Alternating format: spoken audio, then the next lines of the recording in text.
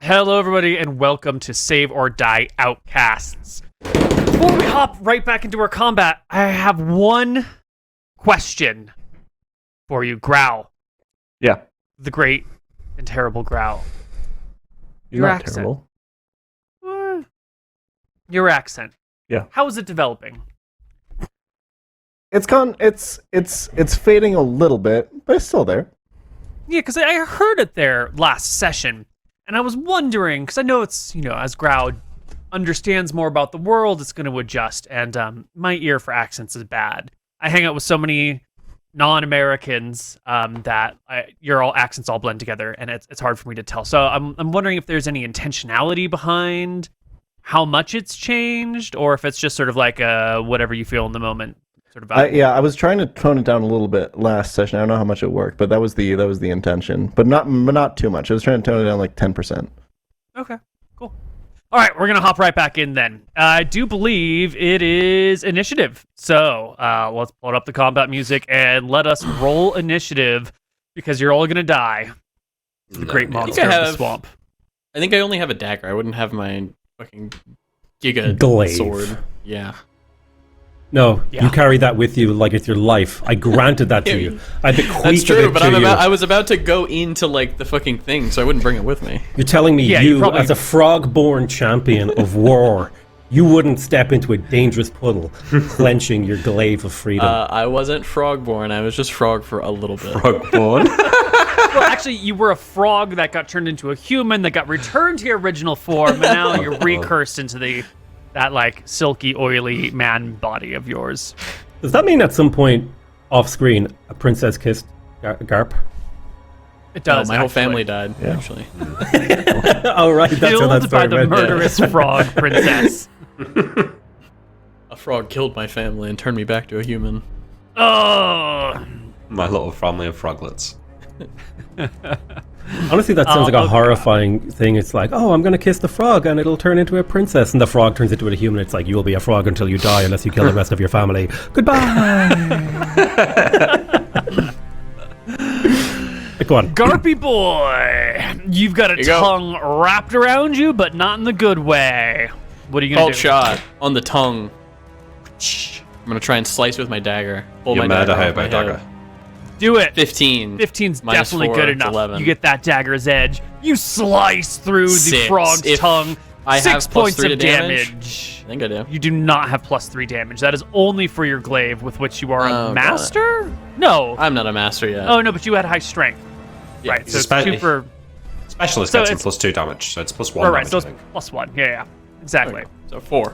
-4 to the frog. You take that frog's tongue and you cut it all the way off. That frog...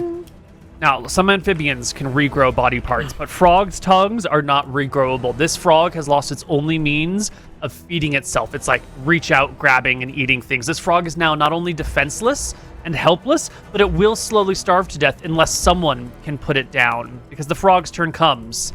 Garp is no longer attached, and the poor toad, who was just trying to live his best toad life, being used by these insidious and evil gremlins, just as bait for a trap, is going to try and escape.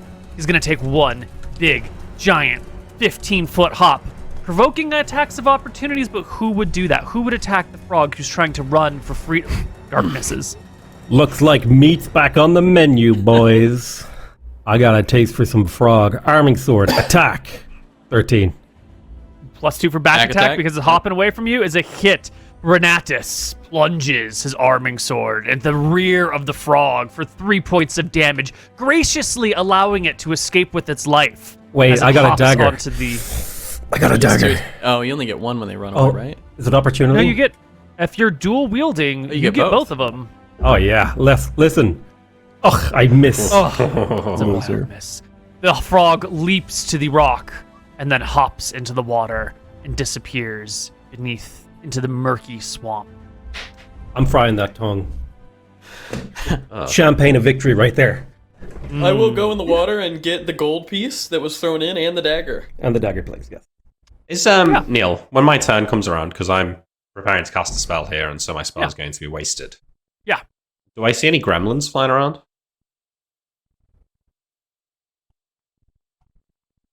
No. Does he hear them laughing though? Yeah, do I hear them? I don't think you did because they were heard by the people up in the front and you are way in the back. You're like 60 feet away. And they were like laughing in the swamp reeds.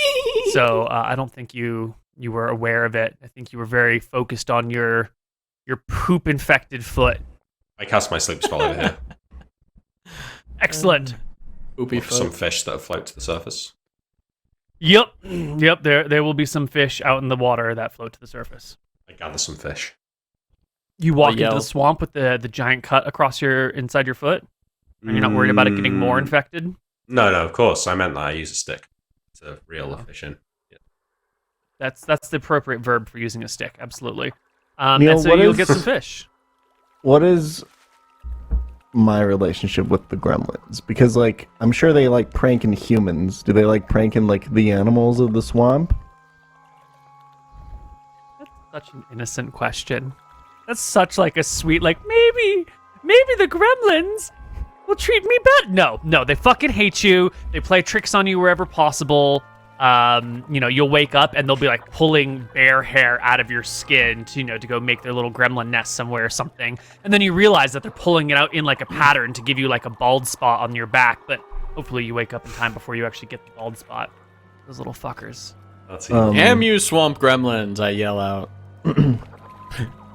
Yeah. Okay, Grau's really mad at these guys, actually, because he has a pre-existing bad relationship with them. He's turning into a bear. And he's gonna... and he's gonna try to find these fuckers. He's running around, he's sniffing. Am I sniffing anything? Do you have your tracking check? I'm sniffing. Yeah. Well, you smell a lot of things. What is it that you're looking for? Looking Gremlins? for gremlin smell. Yeah. You have a 50% chance to track in natural settings? Is that what we said? Mm-hmm. Is that what it says? Yep. 50, 70? It's 50. Oh, 50? Yeah, well, roll that D50 for D100, sir. I rolled a D2. Well, high is bad, low is good. So, you sniff around, but the stench of a poop trap and the stench of a severed frog tongue is pretty overwhelming. And those gremlins, they're kind of winged, rocky creatures to begin with. They don't leave much of a scent trail. So as you scout the area, you come across no gremlin trails, no Grau, gremlin like, scents. jumps into the water and, like, claws at, like, random reeds, and, like, he's fucking mad. He's, like, looking around. Ugh. Going off. A lot of, like, pre-existing rage here that's being built up right now. While this is happening, Neil, if I haven't already said this, I use my water skin to wash the wound. Your poopy You use foot? your what? My water skin. Oh, yes. Thank you. Sorry. The Scouser accent is a little hard sometimes. Yes, you can wash the Scouser. What Is that not how it's pronounced? Scouser. Scouse. Scouser. Scouser, yeah. A question on water flasks. Does Garp still, out of habit, like, feel the need to douse himself in water? Does he every now and No, again, he just gets it and... He would have broke that in jail. He got rid of most of his water skins, and he only has 2 now. Okay. Just checking. Very reasonable number. Okay. Well, here we are. It's evening. We can go to sleep. Tomorrow, you'll have a fever there, Mr. Arachis. Wait, I don't think we'd go to bed here. I don't think we'd go to bed in, like, the fucking gremlin headquarters. I think we'd probably leave a bit. This is the most solid land for a while. And we can also just post a watch. Renatus. Then yeah. Renatus doesn't need sleep. He's only taken 1 point of damage. The only person who really needs sleep is the wizard, so that he can get spells back, but he only used 1 spell, so... I'm not going to be You and I casting can any just spells take the tomorrow, watch I don't tonight. think. Yeah, I would like to sleep to get spells back. Yeah, we'll just take the watch. You and me. Also- So, Neil, I have halved all of my stats again. Yeah. Neil is He is. muted. Nail, you're muted. Sorry about that. Yes, that's perfect. We're going to skip to the next morning. The night passes without too much time. Wait, during the night, during my watch, I pretend to fall asleep to see if a little gremlin comes over. I'm going to try and grab one. Just real quick. I pretend to fall asleep. Does the gremlin approach? That's good thinking. little fuckers are too wily. Yeah, I've seen it all before, mate. Do you think you're gonna trick a gremlin with a trick like that? Listen, I mean, it's a good trick. I rolled They for made it, tricks. I think in the morning you'd usually find Arachis waking up quite early. You probably don't find that today. And when you come and check on him, I suppose he's probably like shivering, sweating, face pallid. Feeling a bit poopy, Arachis. When you torch his forehead, he's probably like burning up. I'm imagining he's hallucinating a little bit. So I think he's kind of like just like eyes darting all over the place and like say something to him. And then like sort of staring at you from lying down, kind of like wide-eyed and looking scared. I will make Arachis a herbal tea that contains willow. That is a mild analgesic and anti-inflammatory. That won't really help him, but he'll feel just that little bit better. Placebo effect. Okay. You yeah. just feel a little better. I drink the tea. I think I can eventually get to my feet. I think in-game I can still walk around and stuff, but Yeah. I'm very vulnerable here. I've got... Neil, can I cast spells? Like, my int is now below 10. So my max You spell can level is cast- 0.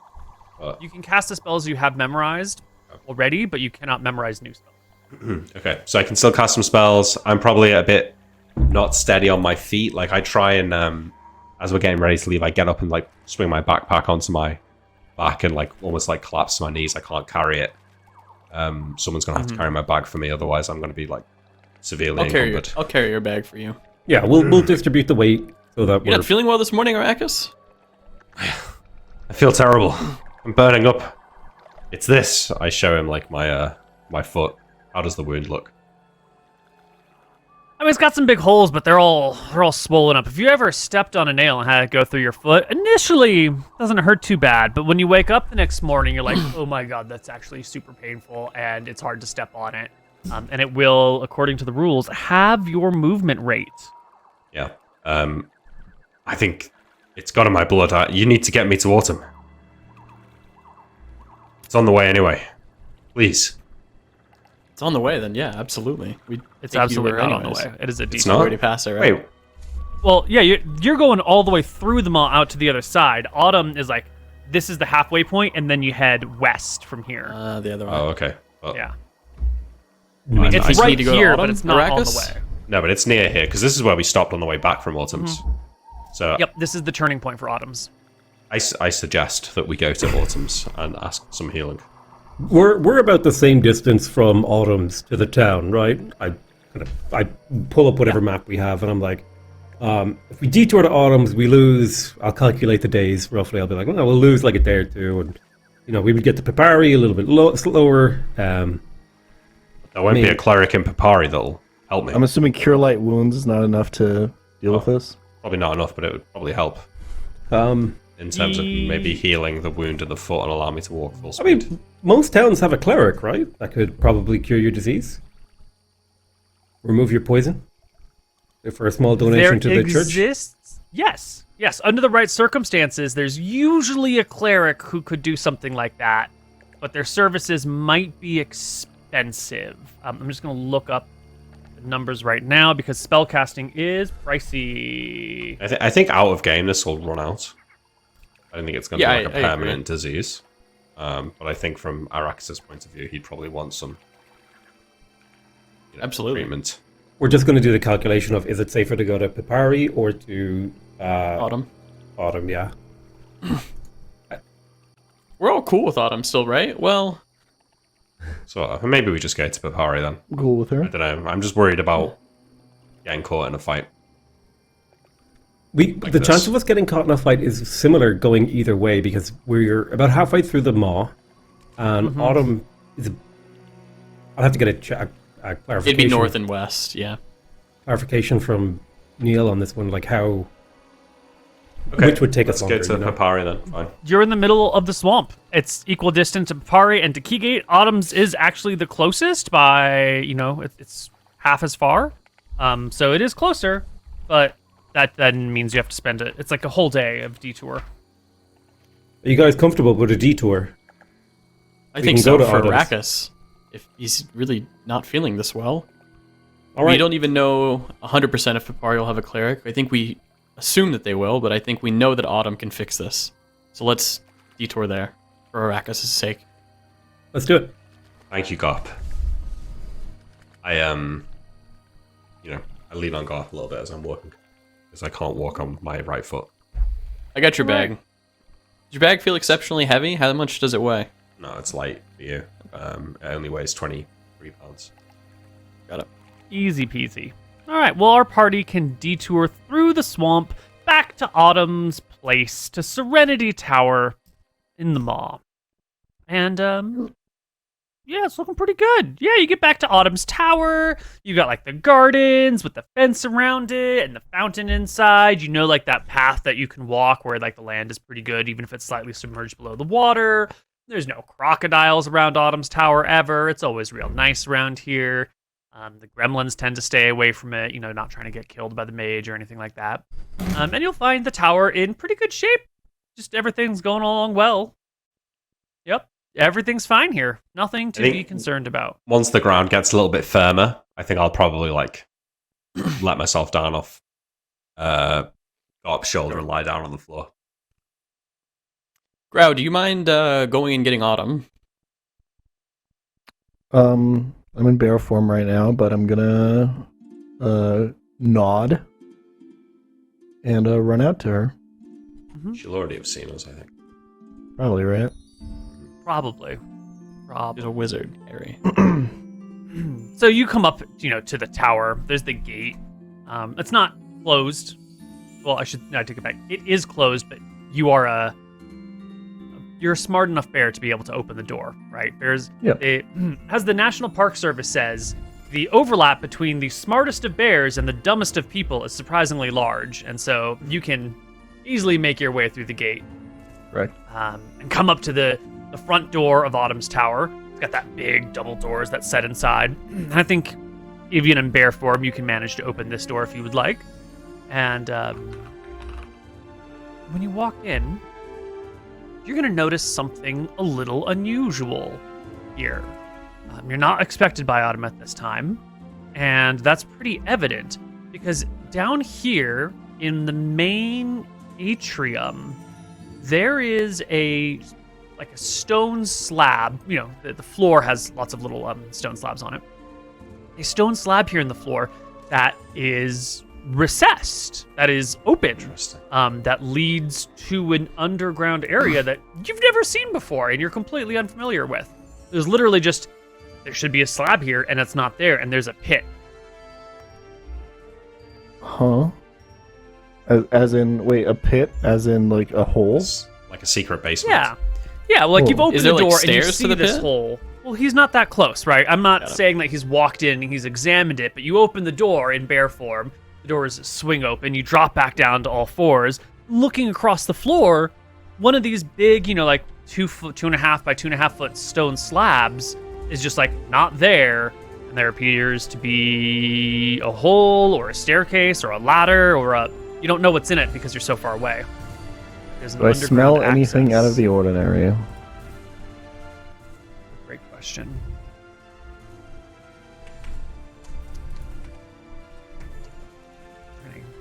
Get my Lazarus Expedition dice out here. No. Well, let me rephrase. If you're anywhere else, I would say yes. But in Autumn's Tower, there's always weird smells. There's like odd spell components all over the place. So for Autumn's Tower, it's normal.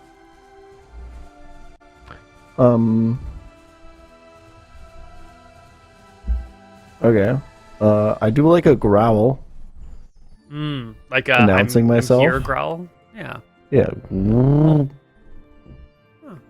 And following your growl, there is the sound of glass breaking, and then the sound of hurried footsteps, and then ascending from the ground floor, from the hole, is Autumn, who comes and looks at you with sort of wide, surprised eyes, and then puts her arms open very wide and goes, "Oh, Growl!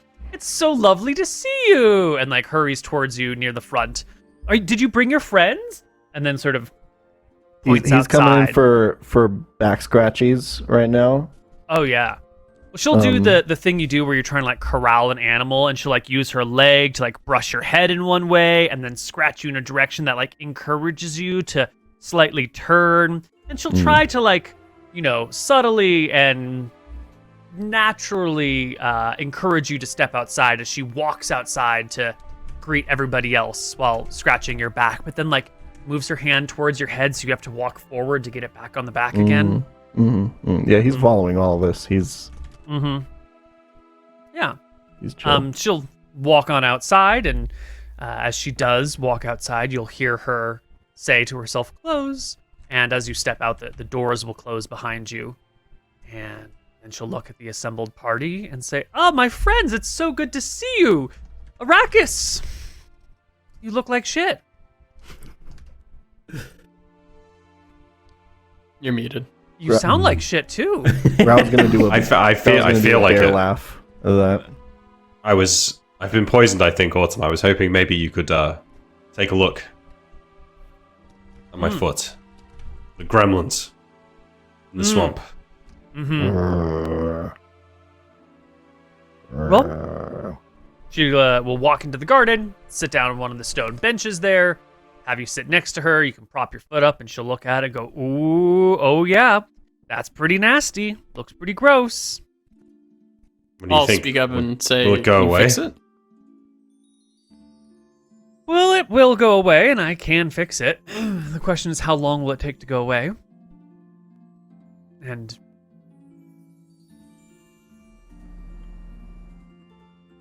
she considers quietly to herself for a moment. I suppose, and she looks at Grau, friends help each other when they're in need. So yes, I can help you. Thank you, Autumn. I knew you would. It'll have to wait until tomorrow. I have to memorize the appropriate spells. I'm not going anywhere fast anyway. Excellent. Well, let me go inside and prepare your areas, and I'll come back out with some refreshments, and we'll see about that foot in the morning. And she'll head you. back to the door. You open want it us to up. wait out here, Autumn? She doesn't say anything, but she like opens the door, walks in, and shuts it behind her. Okay, well that's worked well. I think Arachis looks a little bit calmer after this interaction, but doesn't say much. Yeah. Bear Growl, are you sharing any of these definitely unusual revelations with your friends? I mean, you'd have to turn into a person to do so. Not yet. Grau's like, if we're somewhere where Grau doesn't have to turn into a human, he'll not do it. He's just still very comfortable. Like I said, like turning into a person still very much feels like that feeling of like holding in a fart for way too long, or like being in a way too tight shirt. For Grau, so he's chilling. But he is noted the information. All right, perfect. Well then, party members, you can rest and relax here. You're safe in Serenity Tower, probably why it's called Serenity Tower. And unless there's anything you wanted to say or do in particular, we can just skip some time. But Yeah. now's your opportunity to speak up. Nope, I have nothing I want to do. Maybe we could have a... I guess we don't need a party meeting because we know where we're going and what we're doing, right? Yeah, we've got a plan. Yeah. Garp, aka August, will spend a lot of time outside. You will see that he doesn't actually like being inside very much anymore. He will obviously sleep inside, but for most of the day, like if you want to hang out with him, he's going to be hanging out in the garden, like outside. Yeah. Well, when Autumn does come back out to bring you back, show you to your rooms and everything, she will look at Garp and say, Garp, you made a handsome bullywug, but you're a good-looking human too. And taken aback. Are you hitting on me, Autumn? Oh, sweetie. Oh, sweetie. No, if this is just an ordinary compliment between friends, try not to take it so personally. Oh, well, thank you. I didn't want it to get awkward. I would have had to turn you down, he says, kind of like sweating. Oh, bless your heart. Other than that, we can just pass some time. She'll hear your foot in the morning, and you can head back out. If there's nothing you want to do here, we can just go. Can I get a cure light wounds off Echel as well? Yeah. on one of these I can't nights. cast if I'm in bear form. Oh, okay, no, that's fine then. Okay. That's reasonable. Yeah. My stats back to normal. 10, Already, yeah. 9, 7. Cool. Yeah.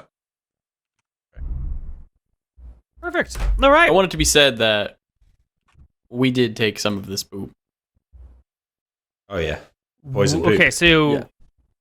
so tell me, in what bag that you presumably own are you shoving a bunch of stinking poop? And where are you keeping this non-airtight bag of poop as you walk around? Would it not Of be the a water skin? aforementioned Society. stinking poop. Keep it in one of the water skins. Yeah, I was about to say, I have 2 water skins. I only need 1. Okay, so talk to me about how you know the water skin only has an opening about yay You big. just gotta mash it in there, Neil. You just gotta, Neil, I'm You mashing just it. gotta mash So that you shit. just you dig your hand into the goopy poop and then you like No, finger no, it. you need to you back off finger from the this. goopy. Show me. You wouldn't do demonstrate this. to me visually how you put No, the I poop don't think in a I- water skin. You would I don't think maybe I would. use like a flat thing and like goop it and then dilute it Like, to I'm make looking it at my into like a character sheet and- poultice. Oh, mate, that's fucking gross. Don't It do is that. nasty. Yeah. No. Yeah. Who wants? I think yeah, about taking the poop. I look in my bag for like a nice glass bottle. I don't have one. I'm like, fuck it. And I leave the poop. Forgot your poop bottle. Now, Riesel. to make use of this poop, though, it would be sort of an opportunist thing when we're in the swamp. We'd be like, is there any gremlin poop around? Then you Right. make like a little, well, you stick it to your dagger, Yeah. you know, Good idea. more of an Oh. environmental thing than something If you you're prepare. fighting someone, right, if you aim your spear to the rectum, there's a decent chance after you kill them and pull the spear out that your next attack might have poison on it, right? Oh, shit, you're right. Literally, yeah. I mean, that's something that's worth talking about. Cold I feel shot like to the the chance of that rectum. happening is really low. Well, it is unless you try, but if you're actively looking for it, It's a called shot, right? It's a minus It's a called 4, like shot. any, it's a cold like shot. any Yeah, attack. yeah. Just one to keep in mind for later down the line, you know. I'm gonna use that one day. Yeah. Cool. So we're in Pipari. It's a different town. No poop in the Bruh, streets. when you hear, okay, place. as we're leaving the swamp, Wait, we've and never been here before. approaching the town, who should do the talking at the gates? Renatus, can you be trusted to do that? Considering, at least to my memory, I'm the only one who hasn't gotten us into a fight, I think I can be trusted to do that. That's not a problem. Good. True. No Yeah. comment. We continue. The party continues. We Yeah, Garp thinks carry about on. it for a little bit. We carry on. Nobody questions what I just said. I did not kill the You'll- scout. You will arrive at Pipari, which is a lovely little town at the edge of the swamp. There's a palisade wall that's similar to Keygate, goes like across the swampy side, but is open on the backside. The guards there will see you and wave you on in. No real questions. You're just coming through the town. You're clearly not monsters. We don't take our weapons? You'll notice. No, they don't take your weapons. And the guards here in Pipari also don't check you for gremlins. I just want to say one more time that I do check for gremlins pretty often because I'm paranoid that they're gonna take my fucking locket. The locket that you're now wearing around your neck. He didn't wear it around his neck anymore after the whole bandit situation. He he was like taking it and he was putting it away because he was being told that it was worth like fucking $1 billion gold and people were gonna fight him for it. So he keeps it in his bag. Yep. You are gremlin free today, boys. Gremlin free. Hell yeah. Don't Nice. need those STDs carried around. Okay, well, the distance from Pipari to Roseluck is, it's a bit of a distance. It's going to be like a 4 or 5 day journey, maybe a little bit shorter if you can like hop on an ox cart or something. You're in a will new kingdom now. I think that's what we should do, right? I think Yeah. we stay overnight in Pipari, We get a, and we get a we ask carriage? around if anyone is traveling to Roseluck. Yeah. I don't think we need a carriage at this point. But We if there's should anyone also- traveling, we can all go with them. Arachis, Ren, should we offer our services to transport someone to Roseluck as like Bodyguards? bodyguards? And that's a good idea if we can find it. We should inquire as to that's a thing. We should also have a look around and see if there's any work that's going to be taking place near Roselook or on the way to Fallaror, because we're heading that way anyway, so we could pick up some tasks. As we see them. This place in this society where we're in an established kingdom, the approach for like people hiring mercenaries and bodyguards is usually to go through some sort of bonded company. Hiring random people off the street who say that they're going to protect you on the road is like the fastest way to get yourself murdered and all of your shit stolen. So the like just randomly hiring yourself out in the middle of this area, not so great. If you're on like the edge of society and like there's wilds out there, then it's a lot more acceptable that, people might be coming and going. You don't really know who to trust and you need a lot more protection. Maybe. Here in this path is going to be pretty easy? In theory, this path should be a little easy. Like, we saw bandits back in the other area. There might be bandits here. It's probably not going to be lots of roving monsters, maybe a couple. But the social meta around hiring people for protection, usually you want to have some sort of relationship with them or have some way to know that they're trustworthy people. And being hired out kind of randomly is usually a no-go. We can carry some review cards around with us. Yeah, I think maybe we don't need to find work. Let's just walk up there. If there's tasks to do in Roselook or in Fallaror. My suggestion is, well, I say to the party, look, it's always good to have ties everywhere. Like, do we plan to come back to Papari ever? We're operating in the area. It's always good to have friends in every place we visit. It's always good to have friends everywhere. So if there's someone nearby that we can do a quick job for that's on our way, we absolutely should do it, in my opinion. At the very least, we can take a look at the jobs board or whatever the equivalent Check is out the in this jobs world. board. Okay, so there's also that guy over there with an exclamation point over his head. Maybe we should go and speak to him. Yeah. So you look around town, you'll find a jobs board that's listing, available work in the area. I mean, it's posted outside of a little, I don't know what you call it, like a little shack where the notes can be posted outside, and then there's someone inside who's been paid to post the notes and have enough information that they can direct you in the right place. And there's some jobs in here, but they're all pretty, sort of swamp related. It's like, I'm looking for a black bear skin. If anyone can hunt me a black bear, I would love to buy the skin for you. And lots of the things are sort of, it's more of like a Craigslist situation where people are like, I want this. And if you can get it, I'll buy it from you. A lot less like, I have this specific job.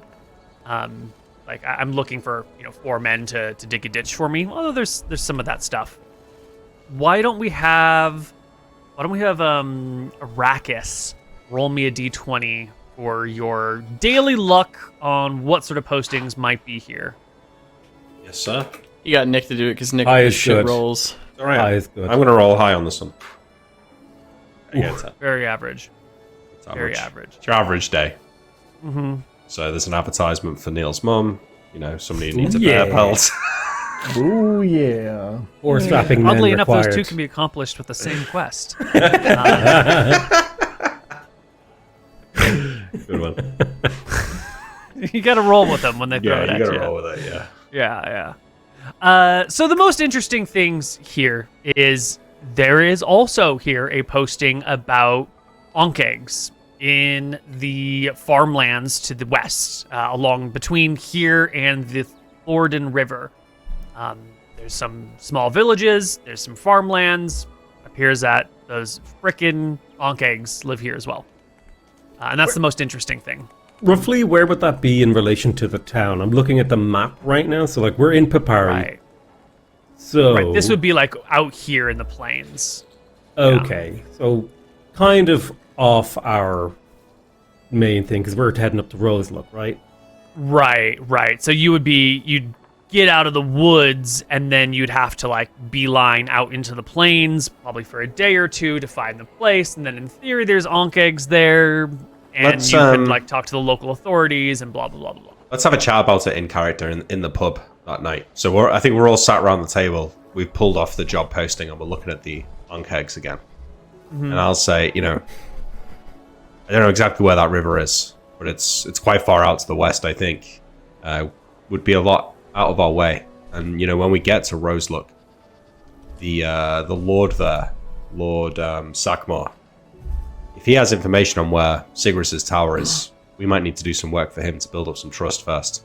Sort of imagining how this might go. So maybe we want to keep our powder dry, so that when we get to Roselook, if we need to do something for Sakmar, we can, rather than spend all the next week wandering around the plains here looking for ank eggs to make a few measly gold.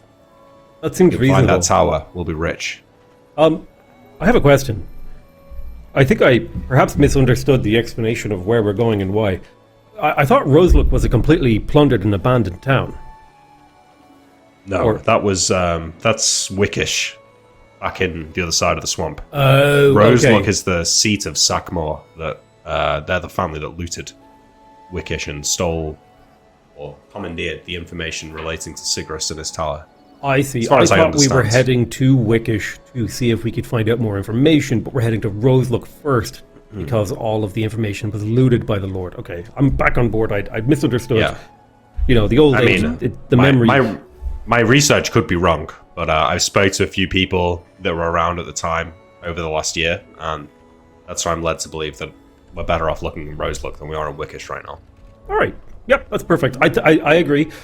We may have to end up dealing with those ank eggs eventually, which... Sounds like someone will.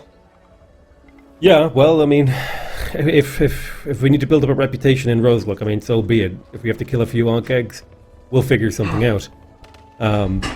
Yeah, I Gets up agree. and goes to the bathroom. There's nothing in this town that's easy enough and not out of the way enough for us to accomplish on the way to Roselook, but never hurts to look, Always be Plus, looking. a man of your talents, Renatus. While we're up in Roselook, if we do find the time to travel to Farilor, I'm sure you could find interesting work for yourself amidst the tall stone buildings of a city like that. I myself have some shopping that I could do there. I'm sure that maybe our energies are better spent there. That's true. I have been practicing both my climbing ability and my light fingers. Those kind of endeavors are, as I understand it, best taken further away from one's home. That depends on how big your home is. My home is a city. Yes, but at least for now, we're based on the other side of the swamp. If we offend any noble children in Farilor, then perhaps our necks will be safe from the noose. Listen, I never touched that child inappropriately. The way that story was Guard told returns. was What are you was talking about? weird. The phrasing that the guard said on that story was weird. All I did was try to get my ferret away from the child. Okay. And listen, Renatus, I What was believe a you. child doing holding your ferret, sir? Renatus, I believe you, but I'm just saying that like if you had have inappropriately touched the child, that is probably what you would say. So I'm just saying, like, obviously I believe you, but not necessarily everyone else hearing that is going to. Ren, whose it at child face did you value. touch? I didn't touch a child. The child tried to kill my ferret, and I saved my ferret. I know my uncle, and he would he would never do that. Thank you, Gar. Really appreciate the vote of confidence from you. Speaking of which, I would like to be called by my actual name. So if everyone here could refer to me as August, I would appreciate that. I don't think we need to hide it anymore. My name is August. Nod. That's a more regal name than Garp. Oh, my full name is. Oh, talk quiet here. August Nefarious. Malish. I give an over-exaggerated curtsy. I'm no lord anymore. I think him and my family are all dead. Tell him not a bullywug. Silver linings, I suppose. Been a while since I've Sip called you my August. drink. Do you want to go by your old name, old man? Better to call me Seniorum. A better Seniorum? nickname now. Or what's the Latin word for old man? let me Latin. Hold on. English to Latin. Sinex? No, the elder. Seniorum. Signorum. That's my new cognomen. Listen, I'm only remembering a new name for one of you at a time, so you're gonna have to decide which one of you. Just call me Renatus. Okay. I got used to it now. Nice Call to meet me you, August. August. Nice to meet you, Renatus. Tell you Okay, what, well, let's. if I ever get to be back to my old self, I'll take on my new name or my old name. I say to Growl. So, Growl, are you comfortable in leaving the Ankegs for now and making our way to Roselook? Growl's gonna nod. All right, cool. I'll go and get some more drinks. He takes note of the fact that you were the only one who asked him. There you go. Thank you. Don't be mad about me. He got up to go to the bathroom. I buy some drinks and then I go and take the notice back to the notice board, Neil, and pin it back up. Okay. Because I took it off and I go back, sit down. Okay. And I think we can spend the night here and get back on the road tomorrow, unless anyone else has business here.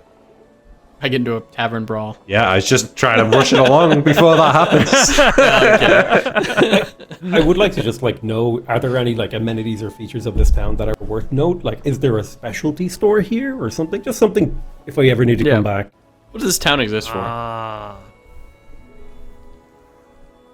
This town is the southern border of the Falaror Kingdom. In this part of the world, kingdoms are usually named after their capital city. So Falaror Kingdom here, the one south used to be called the Hornstead Kingdom until it was conquered and its capital city was changed to Valebrook.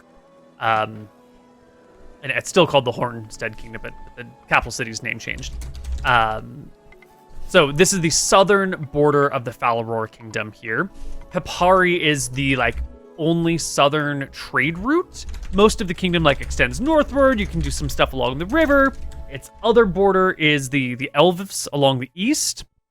But Pipari is interesting because it's the rest of this kingdom is very much open plains or maybe a little bit of a forested zone. Pipari is the only place that's got swamp and has gross stuff and it's teeming with life. The rest of the kingdom's a little bit more, grasslands or maybe a little bit hills here. There's a hilly mountain area to the northeast a bit.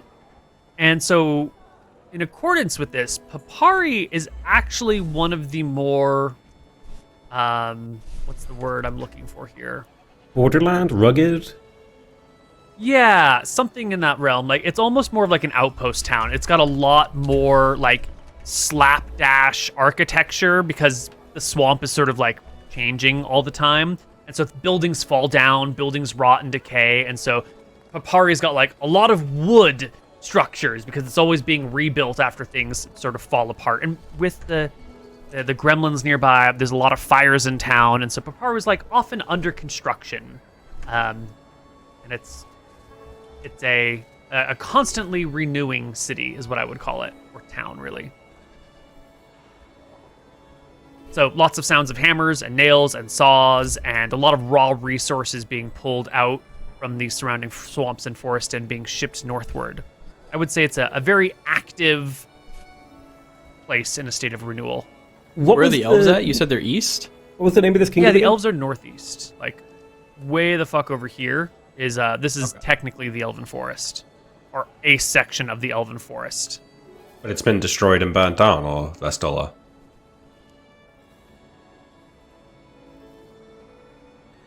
The heart of where the elves lived has been destroyed and burnt down.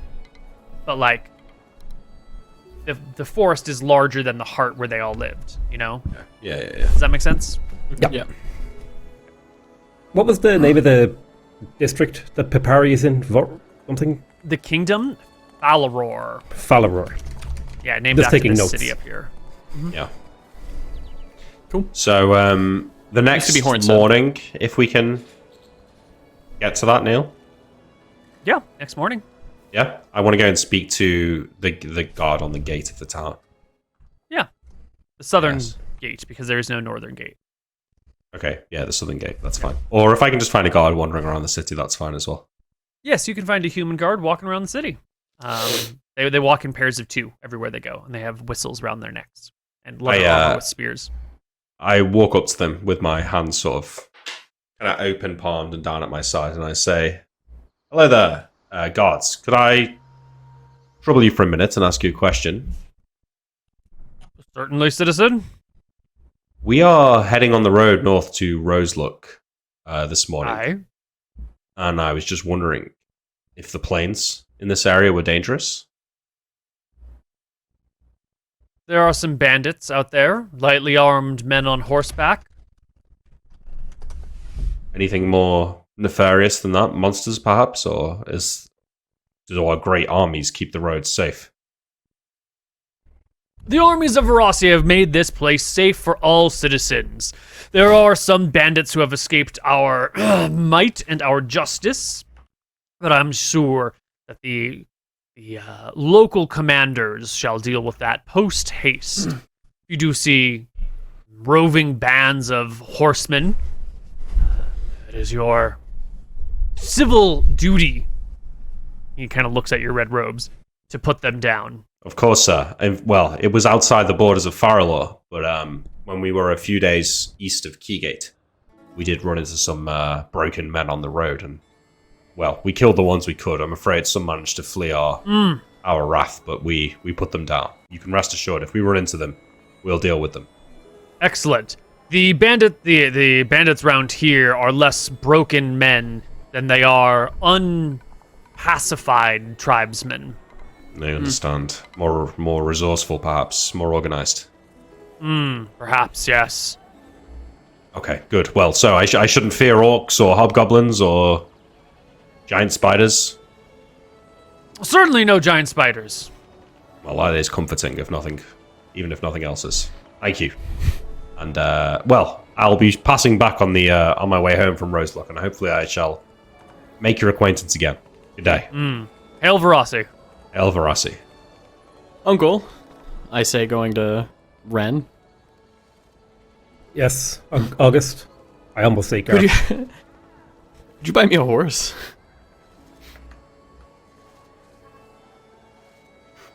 I forget how much a horse costs. Let's go see a man about a horse Gold. then. It's 75 gold, I think. At least. We may Yeah, but that's not even including riding or saddle and harness and tackle and We may not be ready to get you a horse. We can get you a horse. We would have to probably kill some ankegs. Can you steal one? That's We did back in the punishable old by towns. death. You want me to steal a horse and from the town we have to pass through to go through the swamp? Well, no, it doesn't have to be here. If it's off the table, it's off the table. I'm just asking. I don't mind stealing a horse, right? I've stolen horses, right? When I was a kid, I used to steal horses from the stables all the time. All the Back time. you go off into the forest, you find yourself a cute local. I'll point to the local common tavern girl. right there, and there's probably horses just fucking outside, tied up. Here's the problem. See, it's real easy to swipe someone's pocket change, someone's coin purse, because you can stuff that in your pocket. You walk away, no one notices, right? Can't put a horse in your pocket, okay? I'm a pickpocket. I'm not a horse pocket, okay? I don't got. You said you stole horses all the time. Yeah, but I was above the law, right? These were the castle horses, and I was just taking them when I shouldn't have. That makes sense. I can steal you a horse, but you have to understand the consequences. And this I don't these want are either guarded of us to roads. die if it's. We're in the depths of. You just got out of prison. Hey, that's why I'm not doing it. That's why I'm not asking. Listen. All right. How about we go and we do Arachis' thing, we get some money, and then we buy me a horse? How about we buy you stop some stealing. armor first? I have armor. You see my leather armor on. I'm like, let's get you some real armor. Yeah, but if I'm on a horse, we can focus on the armor second. You see, you and Dad always taught me great horse combat. And I have, and I'll point to the sword, or to the glaive. This will give me reach, the horse will give me speed. Again, we're not going to do it now. And I'm sorry for even asking, No, you're right to ask. But here's the thing. If you're on a horse, we're all on a horse. We can't have one guy be on a horse. It doesn't work. Listen, I've been on trips, I've been on campaign where one dude has a horse because he wouldn't pony up to pay for the other characters. It's a nightmare, okay? One time he got pushed off a cliff. It's the whole thing. I'll trust you. That sounds... How did he get pushed off a cliff? I don't know. You're gonna have to ask the gods about that one. Okay. I'll pray about it. Okay. Well, this is after I speak to the god. I also want to go and have a conversation with Grau. Maybe back at the tavern or just as we're leaving. Okay. What form are you in? Not that it really matters to me. But... I'm human. You should heal your HP. Yes. Did I get HP back from like Nights of Sleep? You did not. Not through the swamp. No. What about at Autumn's? One night? No, because you're still like 'cause we trudging traveled. through the swamp the day. Yeah. What I'm about rolling a the... D6. I'm getting 50% of my missing health rounded down, so that's 1 HP. 1. Will I get 1 HP for the tavern? No, because you're still No, 'cause you traveling through the walked swamp today. that day. Yeah, you need like a day of rest. We Right. usually call it a night, but like it needs to be preceded by a day of chill. I got you. It would be like you arrive in town, you sleep in the tavern, then you rest a day, sleep in the tavern again, and you're on your way. You get a heal. Got it. Okay. Yeah. Yeah. Sure. Alright, Growl's in human form. Yeah. So, I think we're just walking through the streets and I'm having a word with you. And I'll say, Grau, listen, please, I can tell that your intelligence grows by the day. And your understanding of the society that we live in is growing at an incredible speed. So if I'm telling you something here that you already understand, I want you to know that I don't mean to patronize you. I don't fully understand your capabilities. You're a man or a bear of few words. So I'm doing my best to understand here. So again, no offense meant here. But I just want you to understand that where we are now, this is a different kingdom to where we were before. And the reason that's important is because Autumn and Magistrate Zara, they might be cool with you, but they won't really have any sway here. So I think you should be stringent about not giving away your abilities, because remember those people from the tavern that wanted you for a trophy? I can tell you, this city that we're going to, there'll be as many, if not more, of those people there. So you need to be really, really careful. They don't like the druids either? They don't. This whole place, they're suspicious. I think that Okay. they think that only elves can be druids. They want to Very- hunt me down very- and kill me for money? They just hate elves. They don't trust them. They want to see all the elves dead. And as far as they're concerned, then druids are only elves. Why do they want to see the elves dead? The Empire here has fought a war against the elves over recent decades, burned down their homelands, slaughtered many of them, women and children included. And as you can imagine, the elves aren't very happy about that, and I'm sure that they fear retribution. So where they see an elf, they would, Oh, and they deal think with it as that soon I as am an possible. elf because only elves can also be bears. There you go. Yes. Yes. Well, only elves can be druids is the point specifically. So I'm just saying, be careful. Okay. But they like gnomes? Gnomes are okay? Orcs? Gnomes are okay, I think. Orcs, yeah, okay too. Humans, just just be careful about changing shape in a way where people might notice. Thank you, Arachis. That's You're good. the first time since autumn that someone has told me something like that in that way, without treating me like I got kicked in the head by a horse. Renatus and Garp and the other humans around You mean these August? areas. Sorry, August yes. Nefarious is his name now. He changed Indeed. it. They, they're small-minded folk. A lot of people in these areas have never left the swamp, and something like you, like I've already said, impressive, unbelievable, quite probably the work of the gods, and to look upon something like that is going to scare normal men.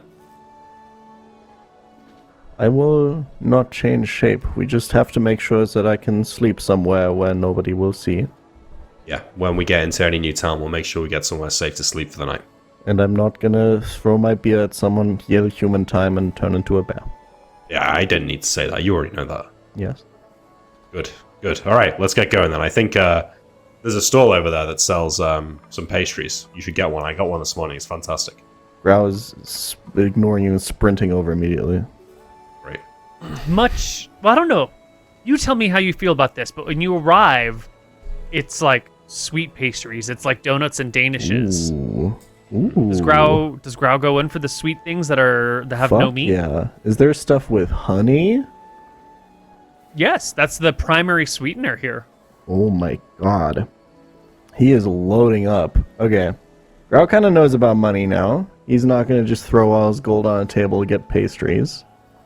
And he's more familiar with his human body, so he knows how much that can take before he feels the need to turn into a bear to, eat more. He wants to, but like the smell of the honey flavored pastries and the,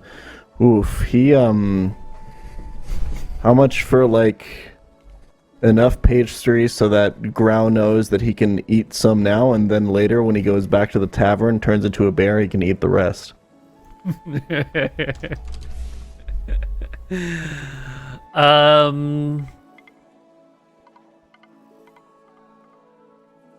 I think that any reasonable human could eat maybe 3 of these pastries and then begin to feel maybe a little bit sick and a little bit stuffed because of the amount of like sweetness in them.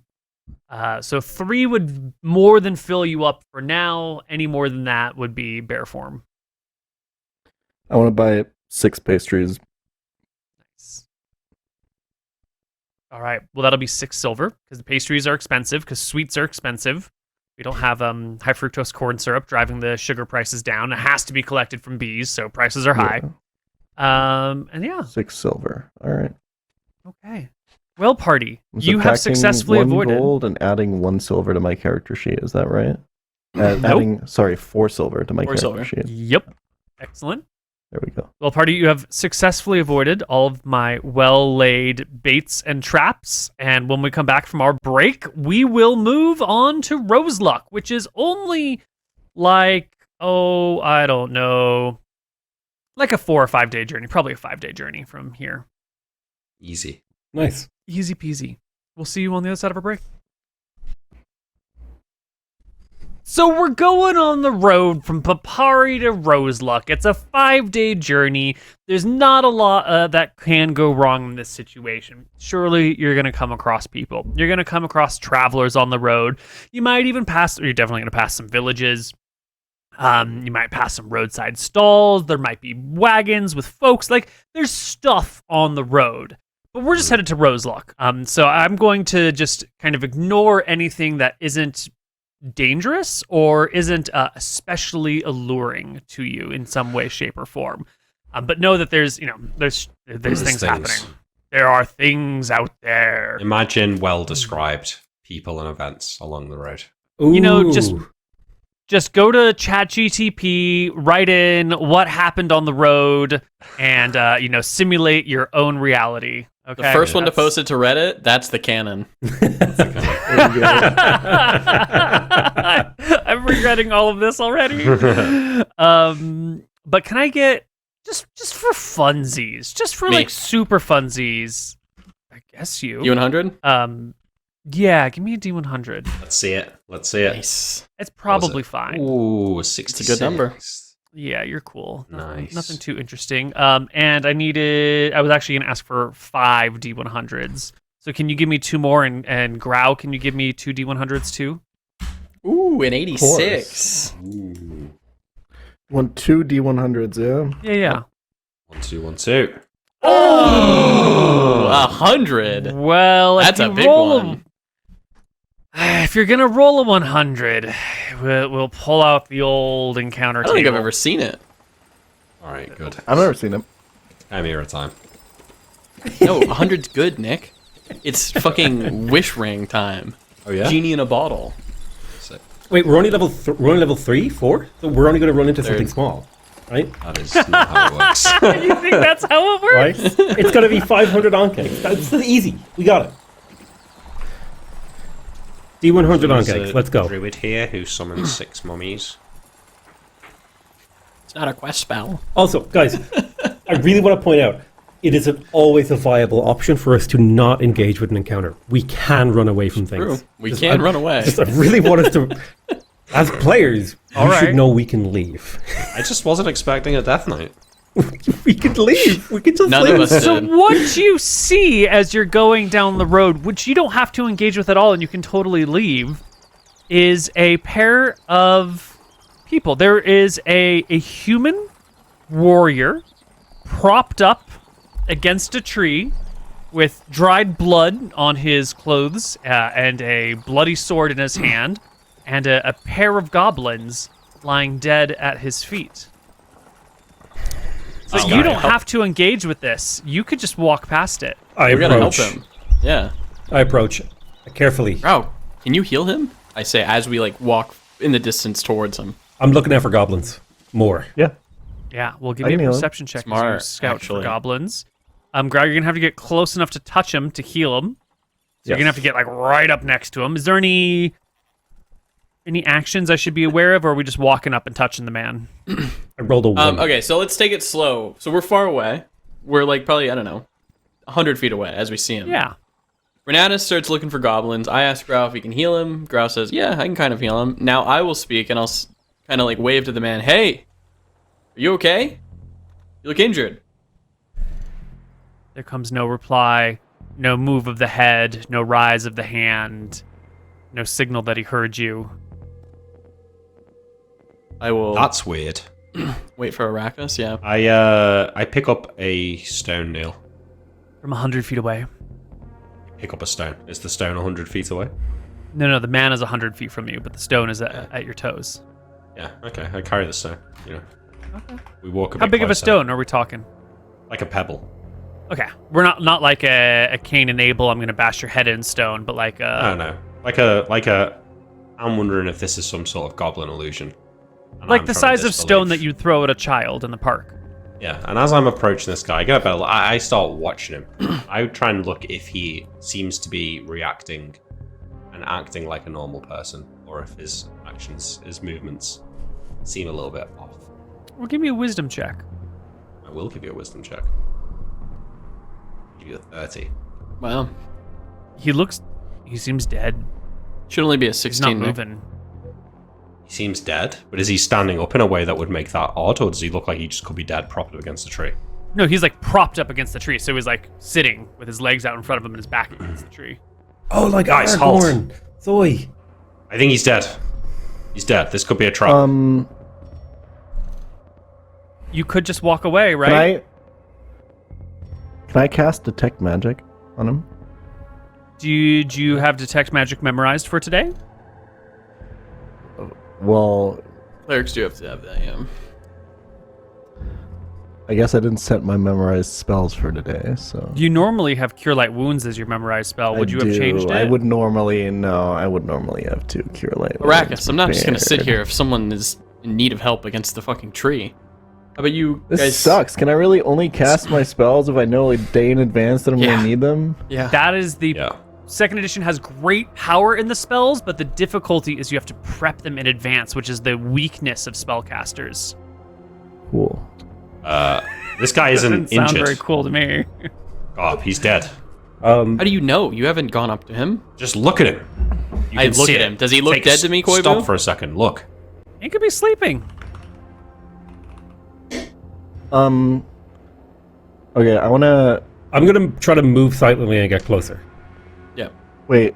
Hold on. Girl, I was gonna stop you. I wanna turn into a bear.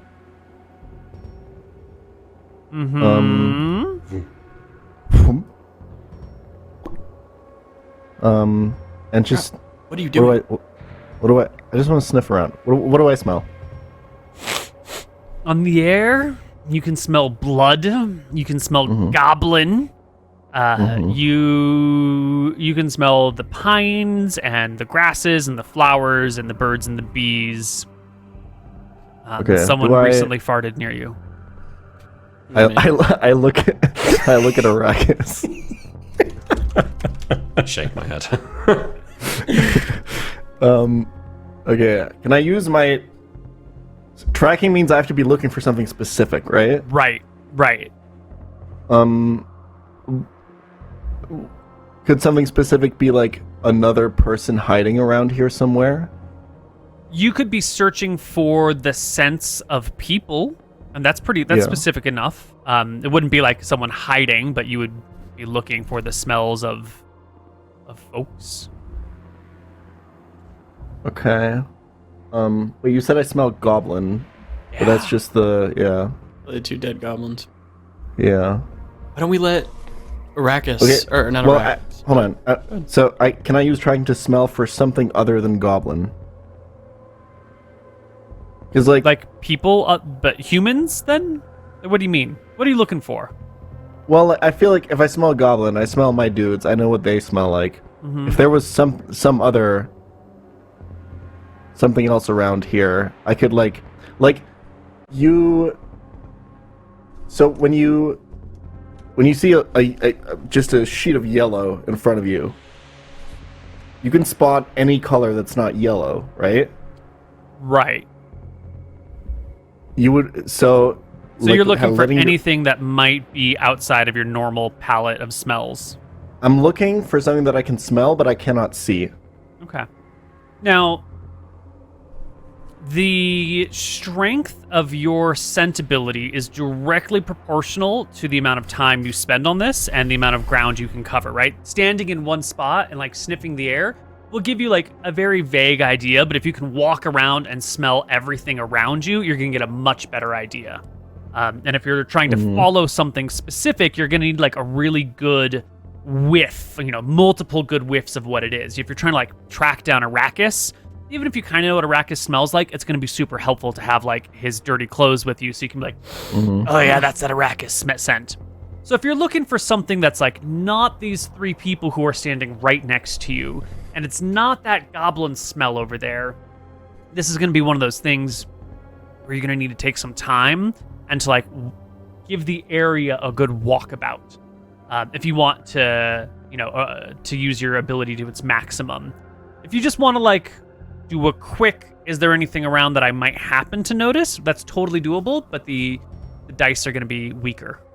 At the same time, I would like to look around for any areas that if I was a goblin looking to ambush somebody, I might hide in. So that's like bushes or some trees that they could be hiding behind, or like a little mound or something like that.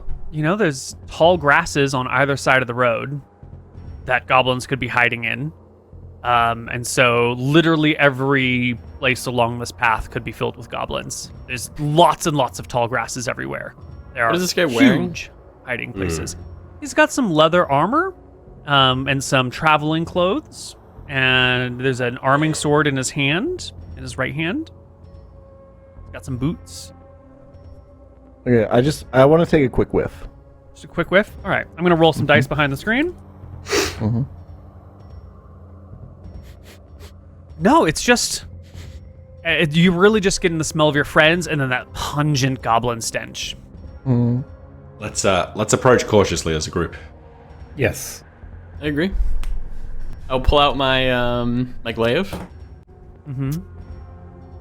I will swing Neil? at some just like the Neil, grasses keep in near us. mind. I would like to attempt to move silently. Only a 15% chance, but I'm going to make the attempt because I am a thief. Neil, keep in mind, I am hard to surprise. I have +2 on my Yep. surprise checks. Yep, got you. So as we're walking up, Neil, we're on a road, right? Mm-hmm. Probably some grasses to my right. Grasses to your right and left. Every Tall once grasses in a that come while, up to like your rib cage. I will be leading the party, and I will take a swipe at like the sides of the grasses with my glaive, probably cutting through. Just that's what I do as we walk up. Swooshing like a reaper, walking through the grasses. The bear sniffing the air, hard to surprise. Arachis, a pebble in his hand, and Renatus moving silently as he can move. Yes. Our party approaches the man propped up against the tree with the 2 dead goblins at his feet and the arming sword in his hand. And from this range, you can see that there are flies landing on his body, kind of walking around the wound in his abdomen. The goblins are certainly dead as well. They too are fly covered. Renatus, I'll cover you. Yeah, I go forward and I inspect. And I am prepped and carefully. I am inspecting, but I'm taking what is the defend action, I suppose. Like, whatever would defend me covering against you. any possible attacks. And what do I see? as I quest forward. He's dead, Jim. I would like to attempt to find traps. The 5% chance. Yeah, roll me a D100. It's roll well. Yeah, there's no traps on him. He's trap free. You spend a few minutes because finding traps takes time, right? It's not an instant ability.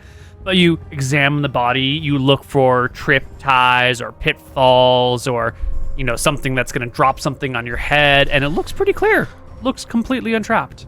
I am going to carefully inspect his body. I'm going to get closer. How close am I now at this point? I'm just saying, while You he's are doing this, I'm adjacent. looking You're around. within touching range. Okay, yeah, I look for heraldry, I look for rings, I look for necklaces, I look for weapons, I see what kind of armor he's wearing, I see what kind of equipment. I want to see, I inspect them. I'm looking. I'm reading. I shear the grasses nearby as he does this.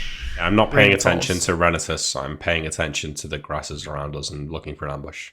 The problem with the grasses is that as the wind blows, the grasses move, and so they're always in motion, and then they'll pause, and then one area will move, but then you'll see the wind blow through the grasses, and so you're on high paranoia because you're that's fine. surrounded I'm by just saying that chest-high walls. I just don't want moving. you to say, "Oh, you were paying attention to the body."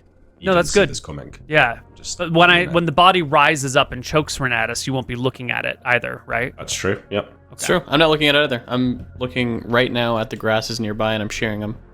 So Renatus, nobody's looking at this body but you. Yeah. It's fine. Any movement? Yeah, well, only from the flies. So how long has he been here? Can I judge that? If flies have arrived, it's at least been an hour, because I think it takes about half an hour to an hour for flies to show up. Sure. Why not? Sounds good. Okay. He doesn't look like he's been dead for multiple days. The flesh isn't rotting away. He's not bloated. He's not puffed up. His money pouch is still on him. His weapon is still here. I pick up his money pouch and I go through it and I see how much is in it. How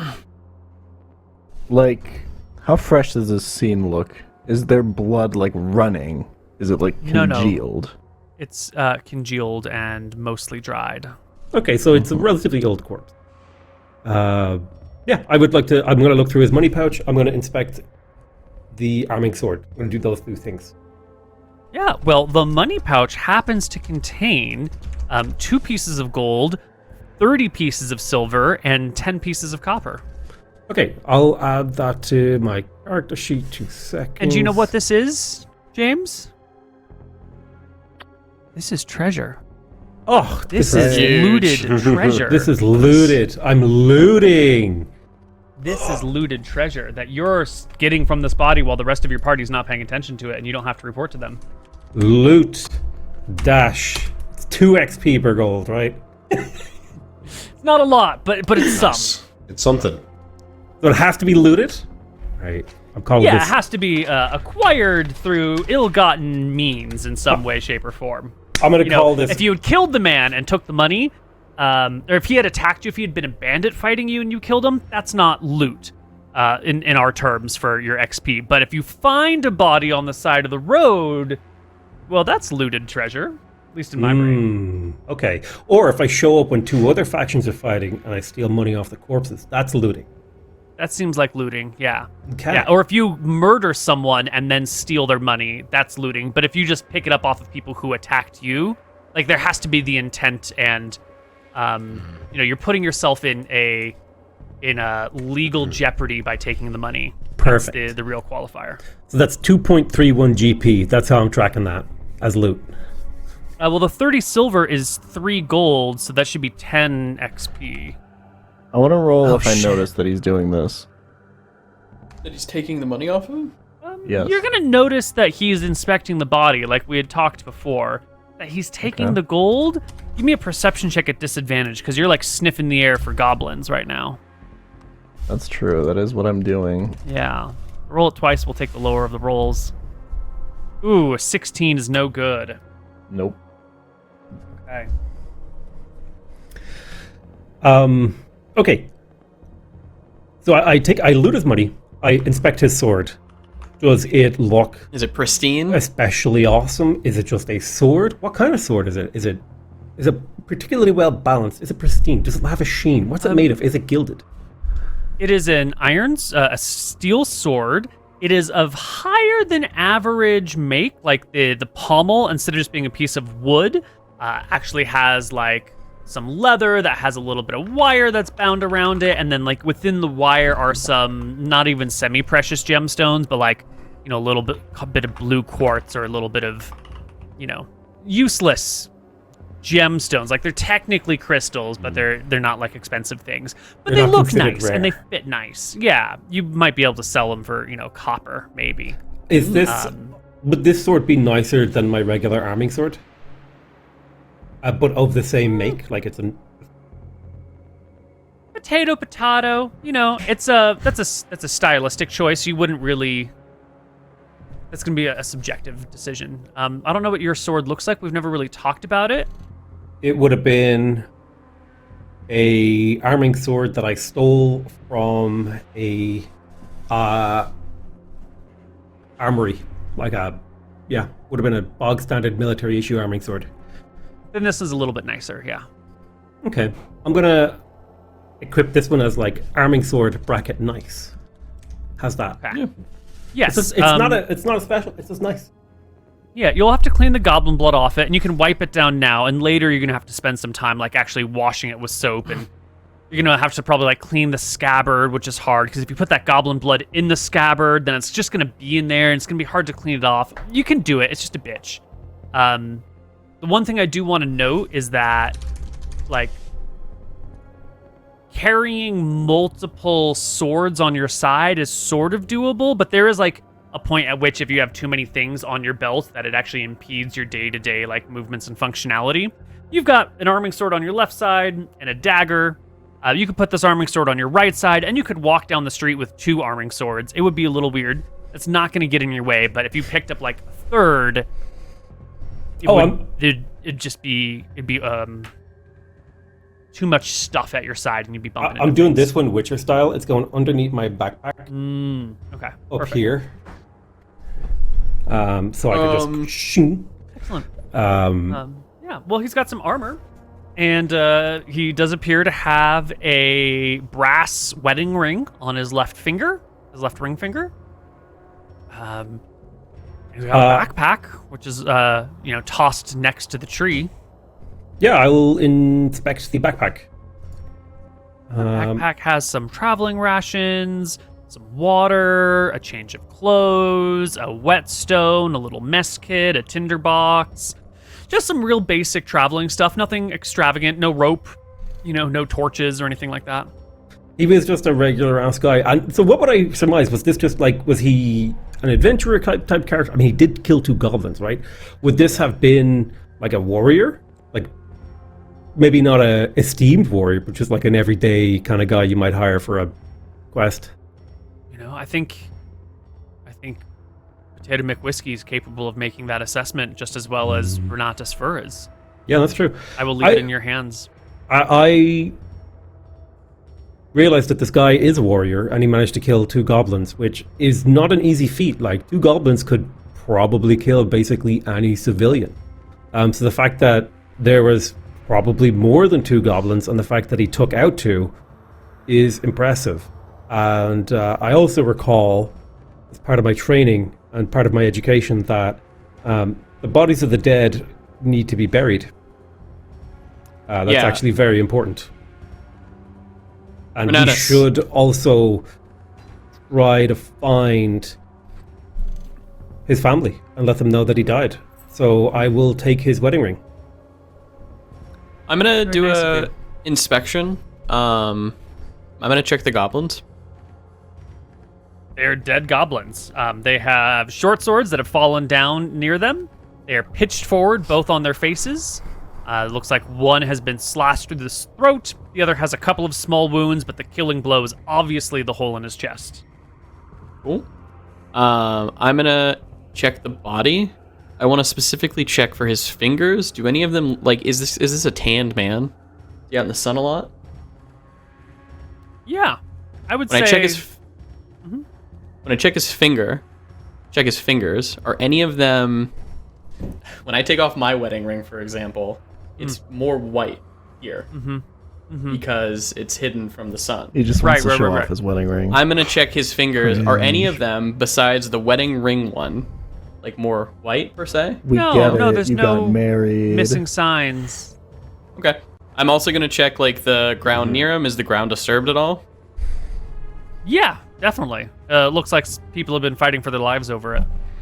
And I will check the tree. Does it look like there's any like nooks that he could have put anything in the tree? You'll have to like climb the tree to really inspect it. I mean, like the base. I'm assuming like he got into a fight. He would probably, with his last moments, hide whatever the goblins were after, if they were after like a ring or anything like that, and put it like near the roots, or he'd put it like in the ground somehow. So I'm just gonna do a quick inspection of the ground and the roots. So as these two are like checking the tree and checking the body, I'll say, all right, well, looks like this guy just fought off a couple of goblins. We should get back on the road. We've got a long journey ahead of us. It's Otherwise, not it looks that fine. not that simple. We should. I mean, it's the ethical thing to do is to bury the body, or at the very least dispose of it. How far out of Papari are we? I, Or not Papari, 2 days. Roselock? Oh, you're 2 days out of Papari, 3 days out of Roselock. I understand the sentiment, Renatus, but if we were to stop and dig a 6-foot grave for every dead man we came across, we'd never make any progress. Dozens die across the Empire daily. This isn't You don't our have shovels. responsibility. We don't need to dig a 6-foot grave, but at the very least, we should treat the body with respect.